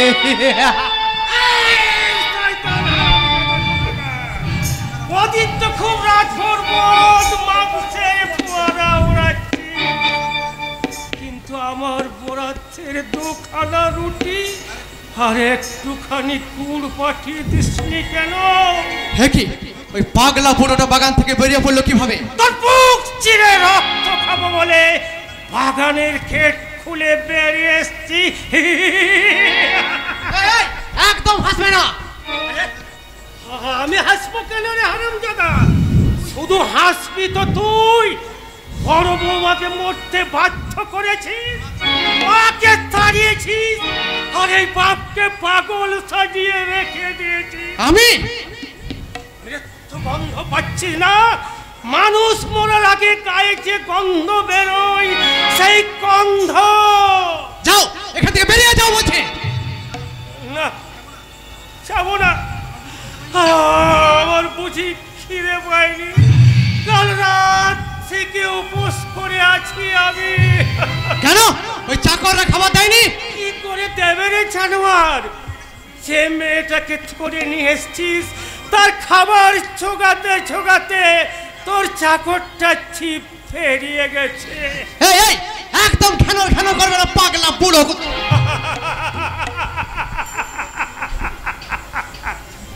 বসুদেবকে পুরো বলছে। এই শয়তানটা আমাকে একবার পাগলা বলে থাকে, একবারও বাবা বলে রাখে না।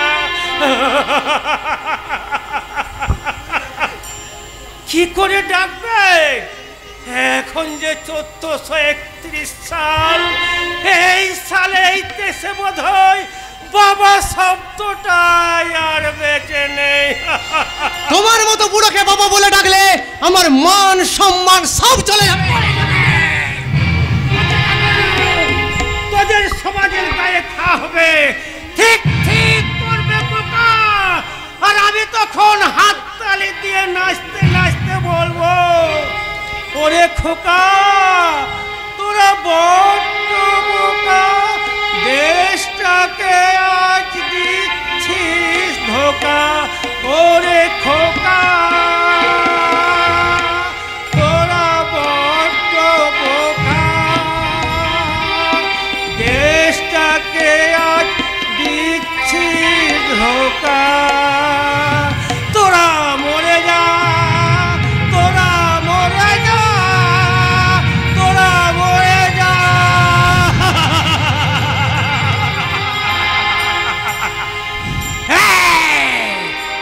খিদে পেয়েছে? এই সানকে যা, চেটে খায়।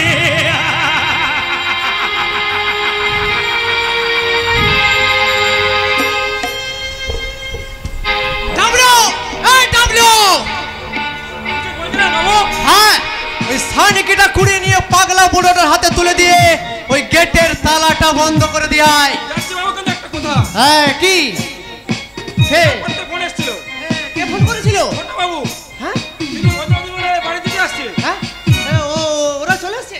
তাহলে তো ড্রাইভারকে বল তাড়াতাড়ি গাড়ি নিয়ে যাবো। যা যা যা দিয়ে আসি আগে। যা যা যা যা যা যা যা যা যা যা। সব মাটি হয়ে যাবে, সব মাটি হয়ে যাবে। ওই নকল পায়েল যদি আসল পায়েলের মতো অভিনয় করতে না পারে তাহলে সব মাটি হয়ে যাবে। হ্যালো বাড্ডা, আমাকে দেখে কি মনে হচ্ছে আমি পারবো না? আরে thank you very much Payal. সত্যি তুমি আমাকে অবাক করে দিলে। এই দেখুন না, নিজের বুদ্ধিতেই ফুলের বোকে দুটো আনিয়ে নিয়েছি। আমার স্বামীটা আমাকে এসে দেখলেই সালা একেবারে ঘায়েল। আবার এক্সকিউজ মি বড়দা, এই শেষ ভুল। আর এরকম ভুল আমার কখনো কোনোদিন হবে না। হ্যাঁ শোনো, বলো। ওরা এলেই তুমি বলবে হাউ ডু ইউ ডু। ঠিক আছে ঠিক আছে। আর আমার শালির সঙ্গে বেশি কথা বলবে। আচ্ছা। আমি আমার শালিকে নিয়ে ঘর থেকে বেরিয়ে গেলে হ্যাঁ, তুমি তোমার স্বামীকে বলবে I love you. Thank you thank you.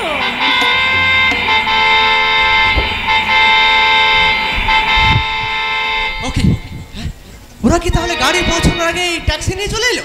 হ্যাঁ দাদা, 2 মাস পর দার্জিলিং থেকে বাড়ি ফিরছি, তাই তোমাদের জন্য খুব মন খারাপ করছিল, তাই গাড়ির অপেক্ষা না করে ট্যাক্সি নিয়ে বাড়ি চলে এলাম। এই ভদ্রমহিলা কে জামাইবু? How do you do Anjana দি? আরে হ্যালো হ্যালো মেঘনাথ। আরে পায়েল, আরে কি শুধু স্বপ্ন বলে মনে হচ্ছে। আমি তো অবাক হচ্ছি যে সেই পায়েল এই পায়েল হলো কি করে। ওরে ভাই, মাজলে ঘষলে পেতলো যে সোনার মতো চকচক করে উঠে, সেটা আমি প্রমাণ করে দিলাম কিনা? প্রমাণ করে দিলাম তো। অঞ্জনা,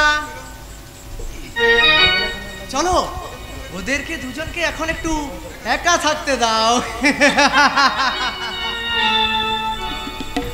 শুধু অবাক হয়ে চেয়ে থাকবে, কথা বলবে না Payal. Hello Meghnath, hello. I love you. I love you darling. Payal, হ্যাঁ বলো। তুমি কি করে এমন করে পাল্টে গেলে? কিভাবে নিজেকে নতুন করে তৈরি করলে? তুমি দার্জিলিং যাবার দিন যে কথাগুলো বলে গিয়েছিল সেই কথাগুলোকে মনে করি। আশ্চর্য তো, তোমার চোখ, মুখ, পোশাক, পরিচ্ছদ 2 মাসের মধ্যে বদলে গেল কি করে? শুধু তাই নয় ডার্লিং, আমি আমার মনটাকেও বদলে নিয়েছি। শুধু মনটাকেও বদলাওনি, তোমার ইচ্ছেটাকেও বদলে ফেলেছি। হ্যাঁ ফেলেছি তো।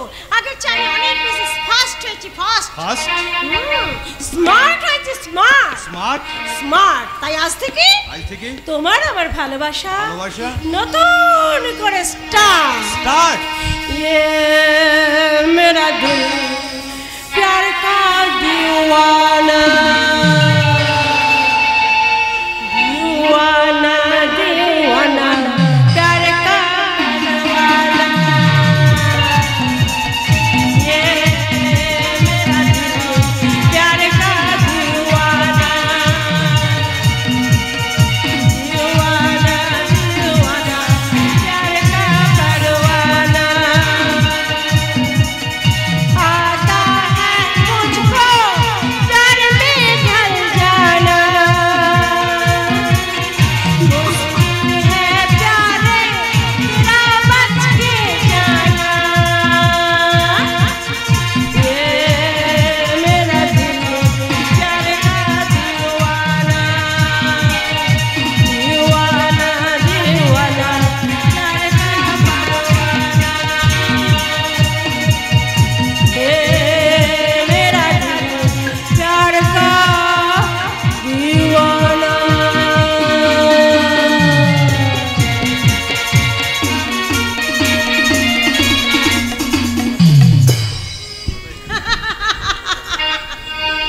আমার ইচ্ছে করছে ভালোবাসতে, ভালোবাসবই বাসবই। তোমার মুখটা কি সুন্দর, আমি বলবই বলবো। তোমার মুখটা কি সুন্দর, আমি বলবই বলবই। আমার ইচ্ছে করছে ভালোবাসতে, ভালোবাসবই বাসবই। তোমার মুখটা কি সুন্দর, আমি বলবই বলবো। তোমার মুখটা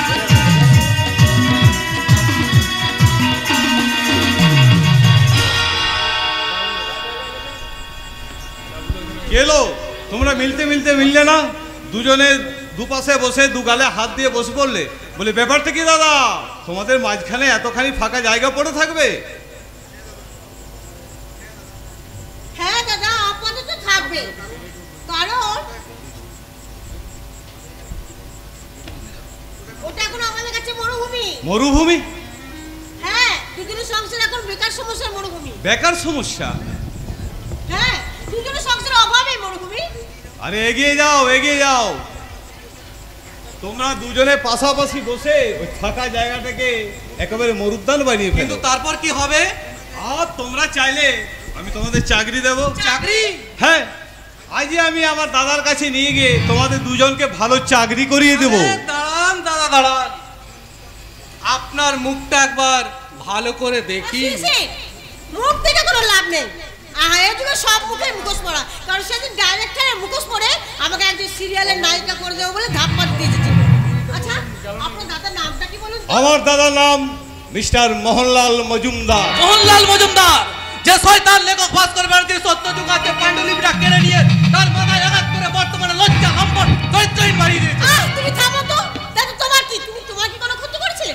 দেখো তোমার প্রিয় লেখক আমাকে নিয়ে পার্কে নিয়ে ছিনিমিনি খেলতে চেয়েছিল। সে কথা আমি তোমার মুখে অনেক আগেই শুনেছি। আরে শুনেছি তো, তার প্রতিকার কেন করনি? কথাটা মনে রাখার মতো নয় বলে। রাখার মতো নয় না, আমার মনে হয়। কি মনে হয়? আমার মনে হয় ভাস্করদা বিশেষ কোনো কারণে তার চরিত্রের পরিবর্তন করেছেন। আসলে তিনি ওই লজ্জা লম্পট চরিত্রহীন কোনোটাই নয়। তুমি যা জানো না তা নিয়ে তর্ক করো না। তুমি ঠিক বলেছো ঝিলমিল।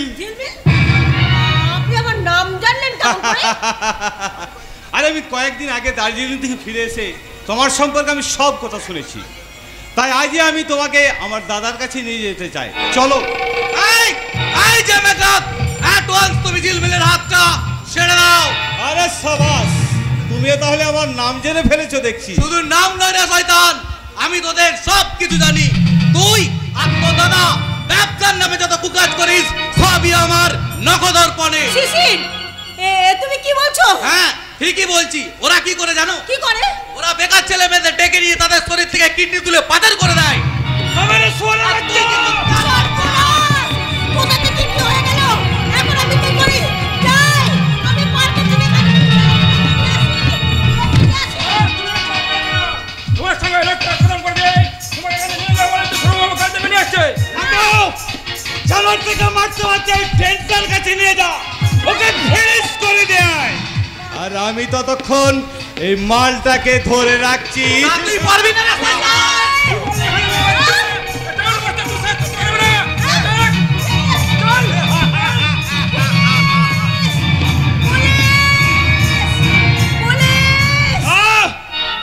পুলিশ এখন আসবে না। পুলিশ তোমাদের জন্য নয়, পুলিশ আমাদের জন্য। শুধু পুলিশ কেন, আইন তোমাদের জন্য, আদালত তোমাদের জন্য, এত বছর যে স্বাধীনতা সেটাও তোমাদের জন্য। আর তোমাদের মতো সুন্দরী মেয়েরাও আমাদের জন্য। গাড়ি ধরবি, চল। বাবু দোহাই, আপনাকে হাত জোর করে বলছি, আপনি আমাকে ছেড়ে দিন। ওরা আমার ভালোবাসার পুলিশকে অজ্ঞান করে কোথাও পাচার করে দিয়েছে। শিশিরা নেই। নেই? না নেই, তাকে মেরে অজ্ঞান করে অন্য গাড়ি করে ওই চালান করে দিয়েছি।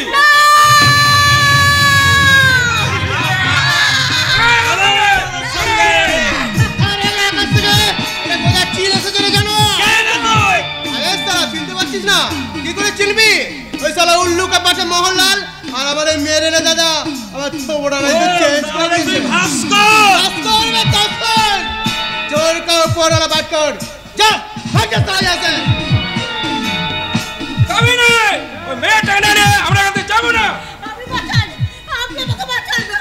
আরে তোমাকে পরে বাঁচাবো, আগে দু সালকে একটু আঁচিয়ে আসি। এদিন তুই আমাকে মাথায় আঘাত করে কাবু করে দিয়েছি। আই চলে তোকে আমি কাবু করে দেবো।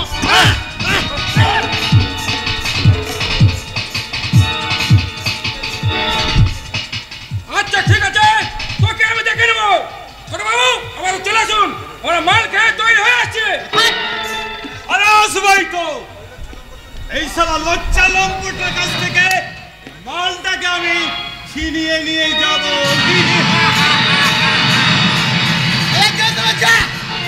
দুজনকে আমি একাই দেখে নেবো। এই যে শুনছেন, শুনুন না, এখন কি হবে? ওরা যদি মদ খেয়েছে আবার এখানে ছুটে আসে, ওরা যদি আমাকে জোর করে এখান থেকে তুলে নিয়ে যায়, আশ্চর্য লজ্জা লম্পট চরিত্র হলো। আপনি তো একজন মানুষ। আরে মানুষ নয়, মানুষ নয়, আমি রং ফানুস। আশ্চর্য তো, আপনি জানেন না ওর আমার ভালোবাসার পুলিশকে মেরে অজ্ঞান করে কোথায় পাচার করে দিয়েছে। নিয়ে যাবেই তো, তার কারণ আজকালকার প্রেমিক প্রেমিকারা শুধু প্রেম প্রেম খেলা খেলতে জানে, একে অপরকে বাঁচাতে শেখেনি। আমার তোমার ভালোবাসার পুরুষটার নাম কি? আমার ভালোবাসার পুলিশের নাম শিশির। শিশির শিশির পাতায় পাতায় ঝরে শিশির শিশির। এই যে আরে চুপ, একদম কি করবে না। এখন তুই ভাবো ওই জানোয়ারটার কাছ থেকে তুমি ইজ্জত বাঁচাবে কি করে? তার মানে এরপর মোহনলাল আসবে, তার পিছনে ছুটে আসবে ছোট পুলিশ, বড় পুলিশ, মেজো পুলিশ।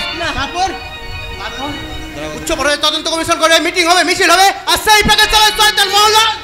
না, তোমার ইজ্জতটাই খেয়ে নেবে।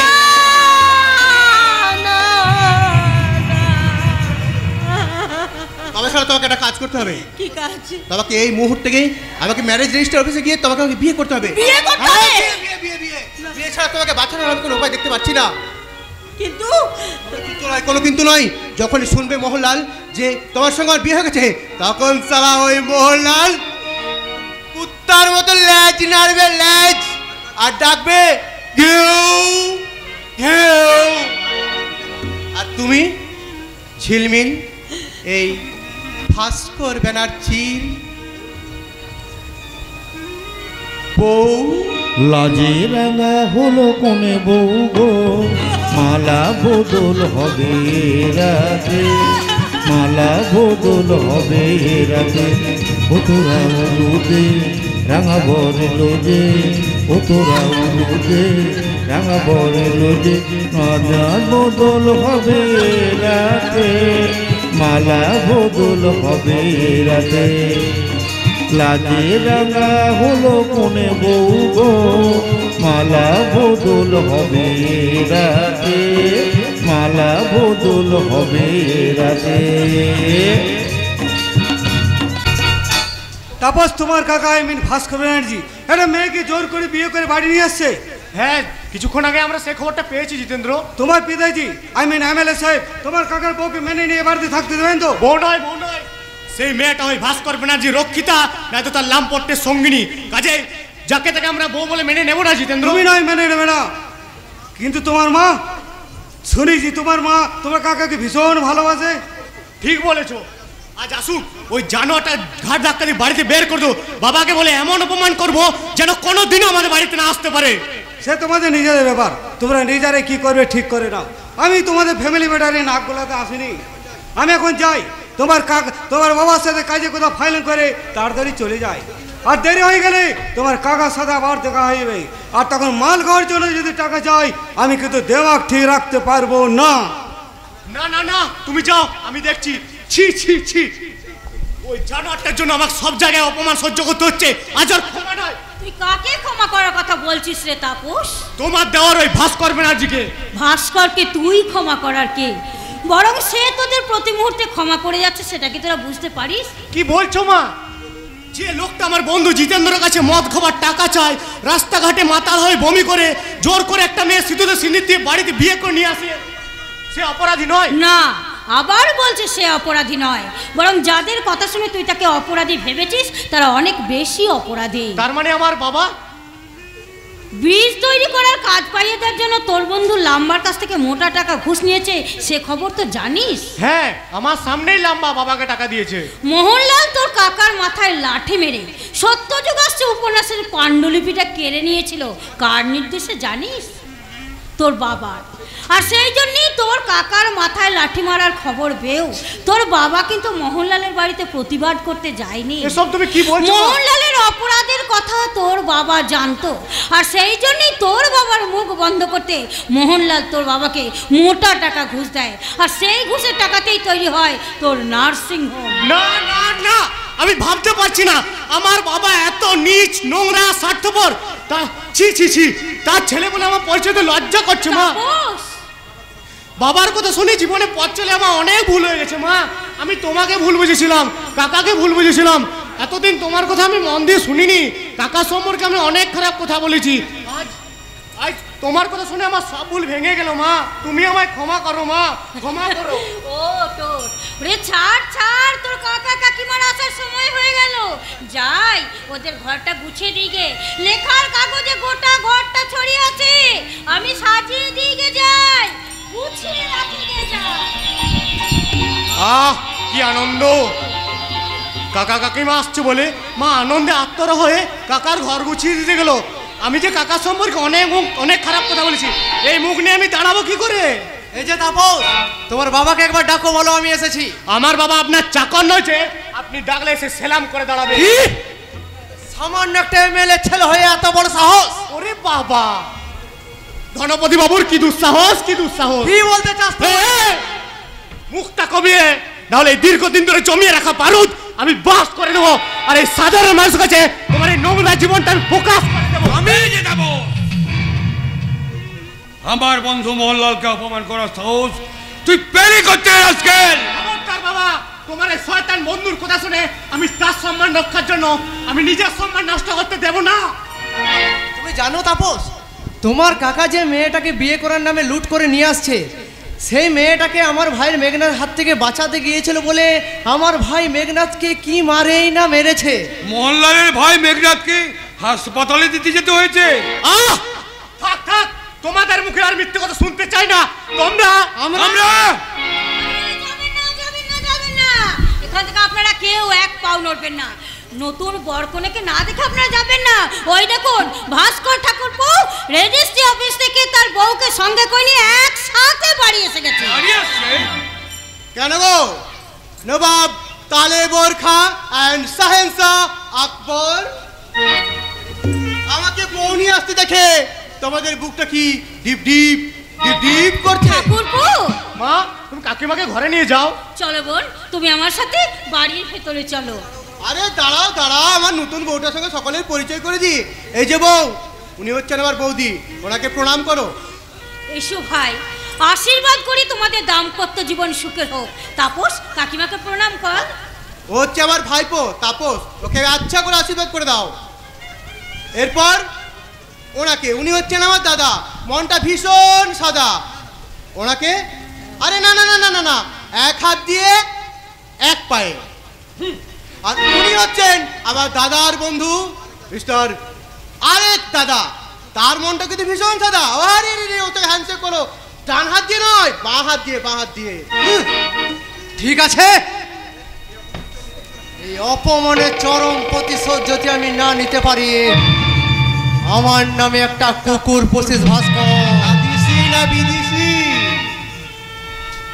তাহলে শুনুন এমএলএ সাহেব, এই বাড়িতে এসে আমাকে যে যতখানি অপমান করেছে, তা কড়াই গন্ডাই যদি আমি উসুল করে নিতে না পারি, তবে আমার নাম মোহনলাল মজুমদার নয়।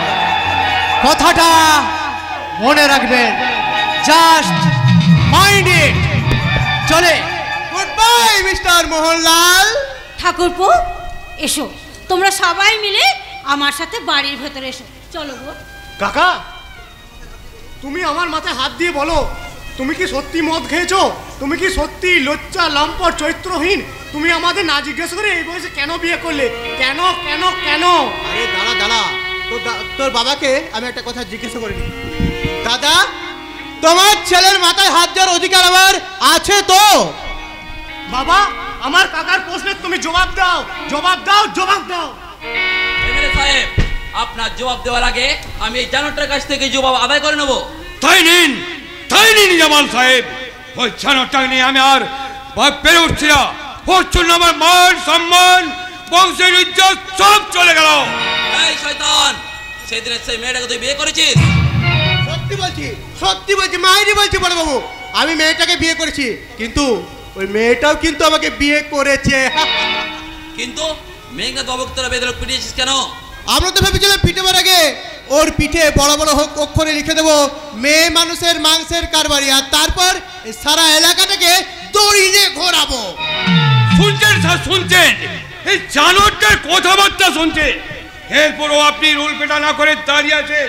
এমএলএ সাহেব, জামাল সাহেব, আপনার ওপর দেওয়া আছে এই সমাজের শৃঙ্খলার দায়িত্ব, আর এই কথাটা আপনি মনে রাখবেন, আর সেই সঙ্গে জেনে রাখবেন এই সমাজ বিরোধীটাকে, লম্পটটাকে, অসামাজিক কার্যকলাপের ফলে এই সমাজ ব্যবস্থা করে ভেঙে পড়েছে। তাই ওকে রুল পেটা করতে করতে সরাসরি একেবারে হাজতে ঢুকিয়ে দেন। কথাটা মনে রাখবেন। আমার দাদা যত বড় নেতা তার চেয়ে অনেক বড় অভিনেতা। ভাস্কর, এই যে রুলটা চালিয়ে দিন স্যার, রুলটা চালিয়ে দিন। চালাবোই তো, রুল পেটা করে তোকে আমি একেবারে সায়স্তা করে দেবো। তোর অত্যাচারে দিন দিন আমার চাকরি ধরেছে, দিনের পর দিন আমাকে হয়রান হতেছে।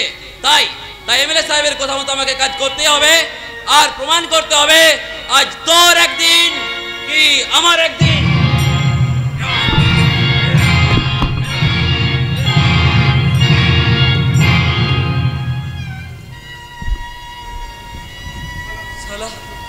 শালা মানুষ নয়, পাথর পাথর। একজন লেখককে মারতে মারতে আপনি ক্লান্ত হয়ে পড়লেন জামাল সাহেব, আর ক্লান্ত হয়ে যা রুলটাকেও মাটিতে ছুঁড়ে ফেলে দিলেন। লজ্জাইছে আমি আর মাথা তুলতে পারছি না, তাই আবার লজ্জা যাতে আপনাকে লজ্জিত না করে সেই জন্য এই রুলটাকে আপনার হাতে তুলে দিয়ে বলছি, আপনি আরেকবার চেষ্টা করে দেখুন এই কাঠের মুকুট দিয়ে পাথরের চাইটাকে ভাঙতে পারেন কিনা। তবে রে জানোয়ার, এত বড় কথা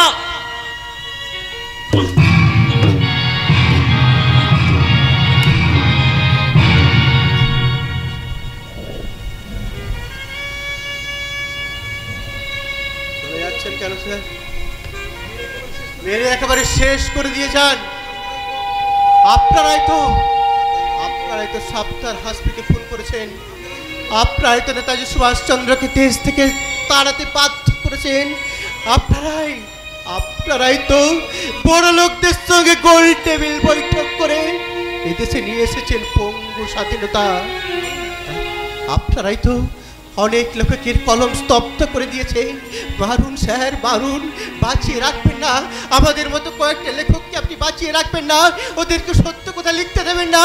ওদেরকে সত্য লিখলে এদেশের অনেক বড় বড় বাবুদের অনেক ক্ষতি হয়ে যাবে স্যার। মারুন স্যার, ছাড়া ফ্লুটা চান। এদেশে জন্মে পদাঘাতী শুধু খেলা, অবাক পৃথিবী ছেলাম তোমাকে ছেলাম। এদেশে জন্মে পদাঘাতী শুধু খেলা, অবাক পৃথিবী ছেলাম তোমাকে ছেলাম তোমাকে ছেলাম। দেখো, আপনি আবার কবে থেকে সত্যযুগ আসছে লেখা বইটা লিখতে শুরু করবেন? আমি তো লেখা বন্ধ করিনি জামাল সাহেব। দিনের পর দিন চরিত্রহীন লম্পট লজ্জা হয়ে চরিত্র পুড়িয়েছি। রাতের পর রাত সেই সব চরিত্র খেটে খেটে আমি সাজিয়ে রেখেছি আমার সাহিত্যের পাতায় নির্জন নিস্তব্ধ বোধনের সংস্কৃতি। আমি লিখেছি মোহনলাল মজুমদারের পারিবারিক ইতিহাস। আমি লিখেছি আমার দাদার চরিত্রের উলঙ্গ ইতিহাস। আমি লিখেছি আমার বৌদির যন্ত্রণার বর্ণমালা। তাহলে কি কুশরী সমাজ ব্যবস্থার আলপত্তরে হাঁটতে হাঁটতে কখন যে আপনার চরিত্রটাও আমার সাহিত্যের পাতায় উঠে এসেছে তা আমি বুঝতে পারি জামাল সাহেব। তাহলে আমি আপনাকে জানিয়ে দিয়ে যাচ্ছি ভাস্কর বাবু, আপনার পাণ্ডুলিপির পাতায় আমার যে চরিত্র উঠেছে তাকে আপনি আরো ভালো করে লিখবেন। পুলিশ বলে যেন আমায় আপনি ক্ষমা করবেন না। আমি আগে মানুষ, তারপর পুলিশ। ভাস্কর বাবু, তারপর পুলিশ। কি বললেন আপনি? আপনি আগে মানুষ তারপর পুলিশ? হ্যাঁ ভাস্কর বাবু, এই মানুষের পুলিশের পোশাকের আড়ালে একটা মানুষ আছে, আর সেই মানুষের ভিতরে একটা হৃদয় আছে, যে হৃদয়টা আইনের লোহার তারের পাকে পাকে জোড়ানো আছে। সেই কথাটাও আপনি আপনার উপন্যাসে লিখে দেবেন। কিন্তু না লেখক, কোনো কিন্তু নয়। লেখার পর ওই জায়গাটা আন্ডারলাইন করে দেবেন। এক হৃদয়হীন, মনুষ্যত্বহীন, কর্তব্যহীন পুলিশ কখনো সমাজ রক্ষক হতে পারে না, কখনো পারে না। আমার খাতা, আমার কলম, আমার কাগজ। আমি তোমার কাগজ কলম দুটোই এনেছি। এরপর আপনি বলুন দারোগা বাবু, যারা এই দেশের বুকে কলিযুগ সৃষ্টি করে শোষণ, বঞ্চনার, প্রতারণার আগুন জ্বেলে দেশটাকে ছারখার করতে চাইছে, সেই আগুনে জল ঢালতে আপনারা কি পারেন না? জনগণ নামক চেতনার দমকলকে ডেকে আনতে বলুন পারবেন? পারবো। দীর্ঘদিনের আইন কি করবে আমি জানি না, কিন্তু আমরা আমাদের হৃদয় দিয়ে আপনাদের মতো লেখকের লেখাকে চিরকাল পাহারা দিতে পারবো। ভাস্কর বাবু, পারবো। তাহলে চলো আমরা লেখকের কণ্ঠ মিলিয়ে বলি, যতক্ষণ দেহে আছে প্রাণ, এ পৃথিবীর সরাব জঞ্জাল, এসির বিশ্বকে শিশুর বাসযোগ্য করে যাব আমি। নবজাতকের কাছে আমার দৃঢ় অঙ্গীকার। একটা পাথর সামনে মোদের একসাথে হয়ে সবে সরাতে হবে। একটা পাথর সামনে মোদের একসাথে হয়ে সবে সরাতে হবে। আধারে আধারে ভরা দুনিয়াটাকে আলোয় ভরাতে হবে। আধারে আধারে ভরা দুনিয়াটাকে আলোয় ভরা হবে। একটা পাথর সামনে মোদের একসাথে হয়ে সবে সরাতে হবে। একসাথে হয়ে সবে সরাতে হবে। একসাথে হয়ে সবে সরাতে হবে। লেডিস এন্ড জেন্টলম্যান, আজকের এই সন্ধ্যা আড্ডায় নৃত্যগীত পরিবেশন করতে চলেছে মজুমদার প্যালেসের heartbeat, business magnate miss Payel. Let's start. Light, music, cheer. আমি ঝর্ণা, আমি ঝর্ণা, আমি ঝর্ণা।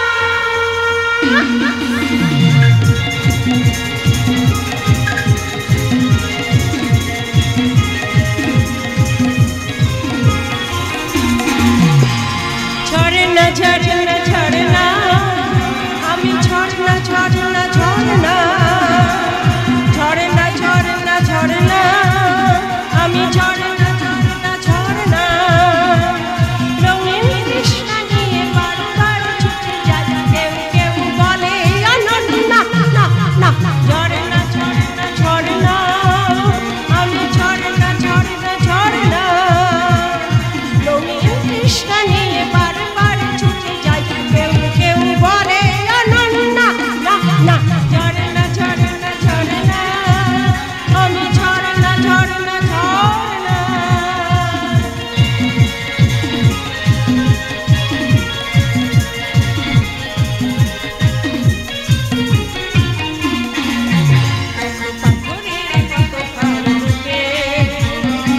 শান্ত আছে বুকে, পাথরের কত বুকে, শান্ত আছে বুকে। এসো এসো কাছে এসো, এসো এসো ভালোবাসো। এসো এসো কাছে এসো, এসো এসো ভালোবাসো।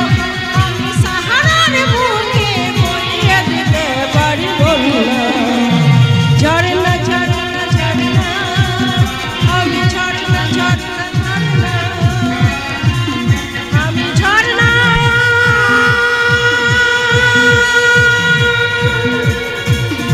আমি ঝর্ণা,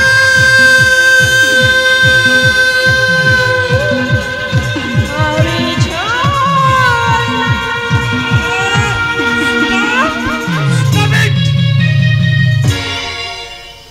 শোনো পায়েল, তোমাকে ফার্স্ট হতে বলেছিলাম বলে এতখানি আমি ফার্স্ট হতে বলি নাই। বৌমা, আমি বলছিলাম কি, তুমি না আমার ভাইয়ের কাছে ক্ষমা চেন, ঠিক আছে? ক্ষমা চেন। ওকে ওকে, গুড নাইট, বাই বাই। ভাই, ভাই রে, তুই না বৌমাকে ক্ষমা করে দিস, ঠিক আছে? ক্ষমা করে দিস। এই মেঘ, মেঘ, আমার ভুল হয়ে গেছে, তুমি আমার ক্ষমা করে দাও। আমি বুঝতে পারিনি তোমার কথা মতো ফার্স্ট হতে গিয়ে না আমি একেবারে জীবনের লাস্ট পর্যন্ত পৌঁছে গিয়েছি। সত্যি আমারই ভুল হয়েছে। আমি ওসব কথা বাদ দাও তো। এই বাগানে তো এখানে কেউ কোথাও নেই। ওই দেখো না গাছের ফাঁক দিয়ে কিরকম জ্যোৎস্না এসে পড়েছে, ফিনকি ফোটা জ্যোৎস্না। চলো না, চলো না আমরা গিয়ে ওখানে দুজনে মিলে বসি। এই মেঘ, কি হলো? এই মেঘ, তোমার এই মেঘ ডাকটা আমার শুনতে খুব ভালো লাগে। মেঘ, আমি যদি মেঘ তাহলে তুমি কি? আমি বৃষ্টি। মাটির বুকে যখন মেঘ থেকে বৃষ্টি নেমে আসে তখন নতুন অঙ্কুরের সৃষ্টি হয়। তার মানে? মানে মানে তোমাকে 1 বছরের মধ্যে আমার সন্তানের মা হতে হবে। না না কেন পায়ে? তোমার সঙ্গে আমার অনেক দিন বিয়ে হয়েছে। প্রথম তোমার সঙ্গে আমার মনে মিল ছিল না, এখন আমার তোমার সঙ্গে আমার সব কিছুতে মিল। তাহলে কেন তুমি আমার কথাটা শুনে না বলে চিৎকার করে উঠলে? তুমি কি বোকা? তুমি বুঝতে পারলে না? এটা আমার ইচ্ছার না, নয় এটা আমার লজ্জার না। ও তাই? আচ্ছা ঠিক আছে, তুমি একটু দাঁড়াও, আমি দাদার সঙ্গে ওই ভাস্কর ব্যানার্জি সম্পর্কে কিছু কথা জিজ্ঞাসা করে আসি। ঠিক আছে। হ্যাঁ, আর একটা কথা বলো। এই 1 বছরের মধ্যেই তোমার কোলে দেখতে চাই একটা ফুটফুটে বাচ্চা।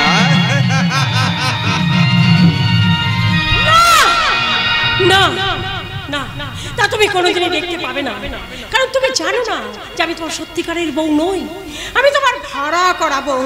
কিন্তু ভাড়া করা বউ হলে আমি তো একটা মেয়ে। কোন মেয়ে না চাই একটা সত্যিকারের পুরুষের স্ত্রী হতে? কোন মেয়ে না চাই একটা সত্যিকারের সন্তানের মা হতে? ওই গোয়ার গোবিন্দ মেঘনাথের সাথে অভিনয় করতে করতে আমিও যাকে সত্যি সত্যি ভালোবেসে ফেলেছি, তাহলে কি সে ভালোবাসা আমার মিথ্যে হয়ে যাবে? মিথ্যে? আবে যা সালা যা, ওসব বাচ্চা কাচ্চার আওয়াজ কথা ছাড়ো। আমি হচ্ছে গিয়ে সালা তেলের ভার, যতদিন আছে ফেলো করে মাখো তেল। এখন ওকে গিয়ে বলবো সারা ফেলো করে মাখো তেল, জ্বালা ঝামেলা মিটে গেল। জ্বলে গেল, জ্বলে গেল। কে আপনি? কে আপনি? জ্বলে গেল, তেষ্টায় আমার বুকের ছাতি ফেটে গেল। কে আপনি? আপনি আমাকে হয় কিছু খেতে দিন, আর না হলে এখান থেকে পালিয়ে যাওয়ার সুযোগ করে দিন। কিন্তু কে আপনি? আপনি কে? আমি একটা ছোট্ট প্রতিবাদ। প্রতিবাদ? ওই জানোয়ার মেঘনাথ যেদিন আমার ভাবি স্ত্রীকে জোর করে তুলে আনতে চেয়েছিল, সেদিন আমি প্রতিবাদ করেছিলাম বলে ওরা সেই দিন থেকে আমাকে এখানে আটকে রেখেছে। ওরা খেতে দেয় না, জল চাইলে তাও দেয়নি। তাই সুযোগ বুঝে পালিয়ে এসে আপনাকে একটা কথা বলছি, আপনি আমাকে একটু সাহায্য করবেন? সাহায্য? গতকাল রাত পর্যন্ত আমি মেঘনাথের রাতের সঙ্গিনী, আমি তো একটা মেয়ে, সুন্দরী যুবতী, অথচ মেঘনাথ এই ছেলেটা ভাবি স্ত্রীকে তুলে আনতে গিয়েছিল। কি হলো? আপনি কি আমার কথা শুনতে পাচ্ছেন না? বিশ্বাস করুন, ওরা আমাকে চাকরি দিতে চেয়েছিল, কিন্তু আমি সেই চাকরি দিইনি। আমি লোভে পড়ে আমার আদর্শ বিক্রি করতে চাইনি। সেজন্যই মোহনলাল মজুমদার কি করেছে জানেন? কি করেছে? আমার শরীর থেকে একটা কিডনি তুলে বিক্রি করে দিয়েছে। এরপর বলেছে আমার এই কঙ্কালটাও বিক্রি করে দেবে। আপনি আমাকে যেমন করে বাঁচান, আমাকে বাঁচান।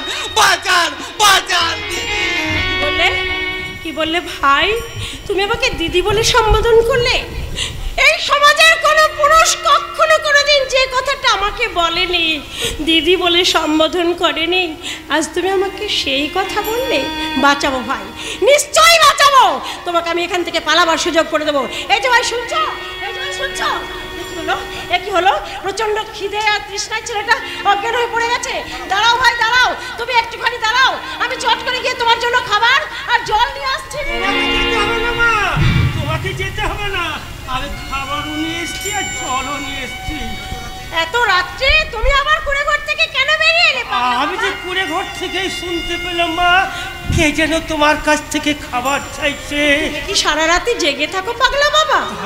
দাঁড়াও, তোমাকে আমি পরে সব কথা বলবো।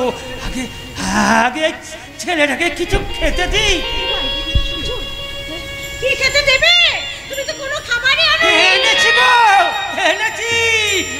আজ তো বাবুদের বাড়িতে পার্টি হলো, তাই কত লোক লুচি সন্দেশ মাছ মিষ্টি খেয়ে পাতাগুলো ডাক ফেলে ফেলে দিয়েছিল।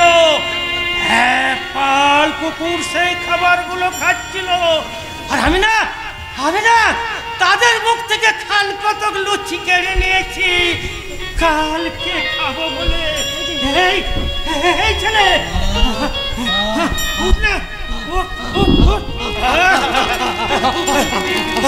বাবুদের খাওয়া কুকুরের খাওয়া, বাবু কুকুরদের খাওয়া লুচি কখনো তুই খেয়ে নে।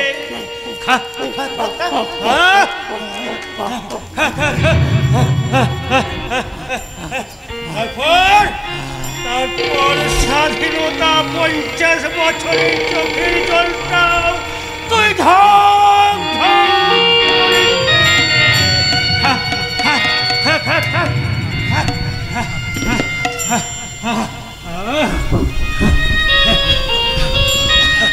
আমি তোমার হাত দুটো ধরে অনুরোধ করছি, তুমি এখান থেকে পালিয়ে যাবার সুযোগ করে দাও। কি বললেন? আপনি আমাকে বৌমা বলে সম্বোধন করলেন? তুমি ওনার কথা শুনবে না? শুনবো ভাই, নিশ্চয় শুনবো। তুমি আমাকে দিদি বলে সম্বোধন করেছো, উনি আমাকে বৌমা বলে সম্বোধন করেছেন। আমি তোমাদের কথা শুনবো। আমি নিশ্চয়ই তোমাকে এখান থেকে পালাবার সুযোগ করে দেব ভাই, নিশ্চয়ই দেব। তাহলে জানি ছেলে, ওই ওই বাগানের কোণে আমার যে ফুলের ঘরটা আছে না, তুই সেই ঘরটার কাছে গিয়ে পাঁচিল টপকে পালিয়ে যা। আমি এখনই পালিয়ে যাচ্ছি বাবা। দিদি, আমি এখনই পালিয়ে যাচ্ছি। এদের এই অত্যাচার থেকে ভগবান যদি কোনোদিন আমাকে বাঁচিয়ে রাখেন, তাহলে তোমাদের সঙ্গে আবার দেখা হবে। আবার দেখা হবে।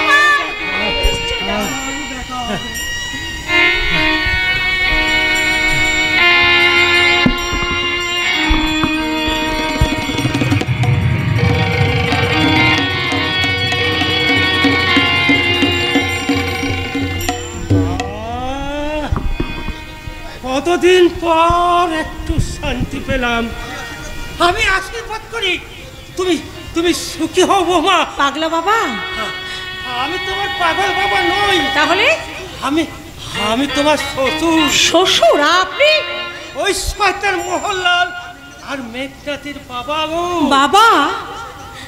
ওই শয়তান মোহনলাল হাই বুড়ো শালিটাকে নিয়ে ঢলাঢলি করতো বলে বড় বৌমা আত্মহত্যা করেছে। আমি প্রতিবাদ করেছিলাম বলে আজ থেকে 20 বছর আগে আমাকে বাগান বাড়িতে বন্দি করে পাগল সাজিয়ে রেখেছে। তুমি বিশ্বাস করো বৌমা, তুমি বিশ্বাস করো, আমি পাগল নই, আমি পাগল নই। আমি বিশ্বাস করেছি বাবা, আমি বিশ্বাস করেছি। আপনি আরো বলুন, আমি সবকিছু শুনতে চাই। আপনি বলুন বাবা, বলুন। ওই শয়তান মোহনলাল একটা মেয়ে মানুষের লাশ মাটির তলায় পুঁতে দিয়ে গেল। কার লাশ? আর আমি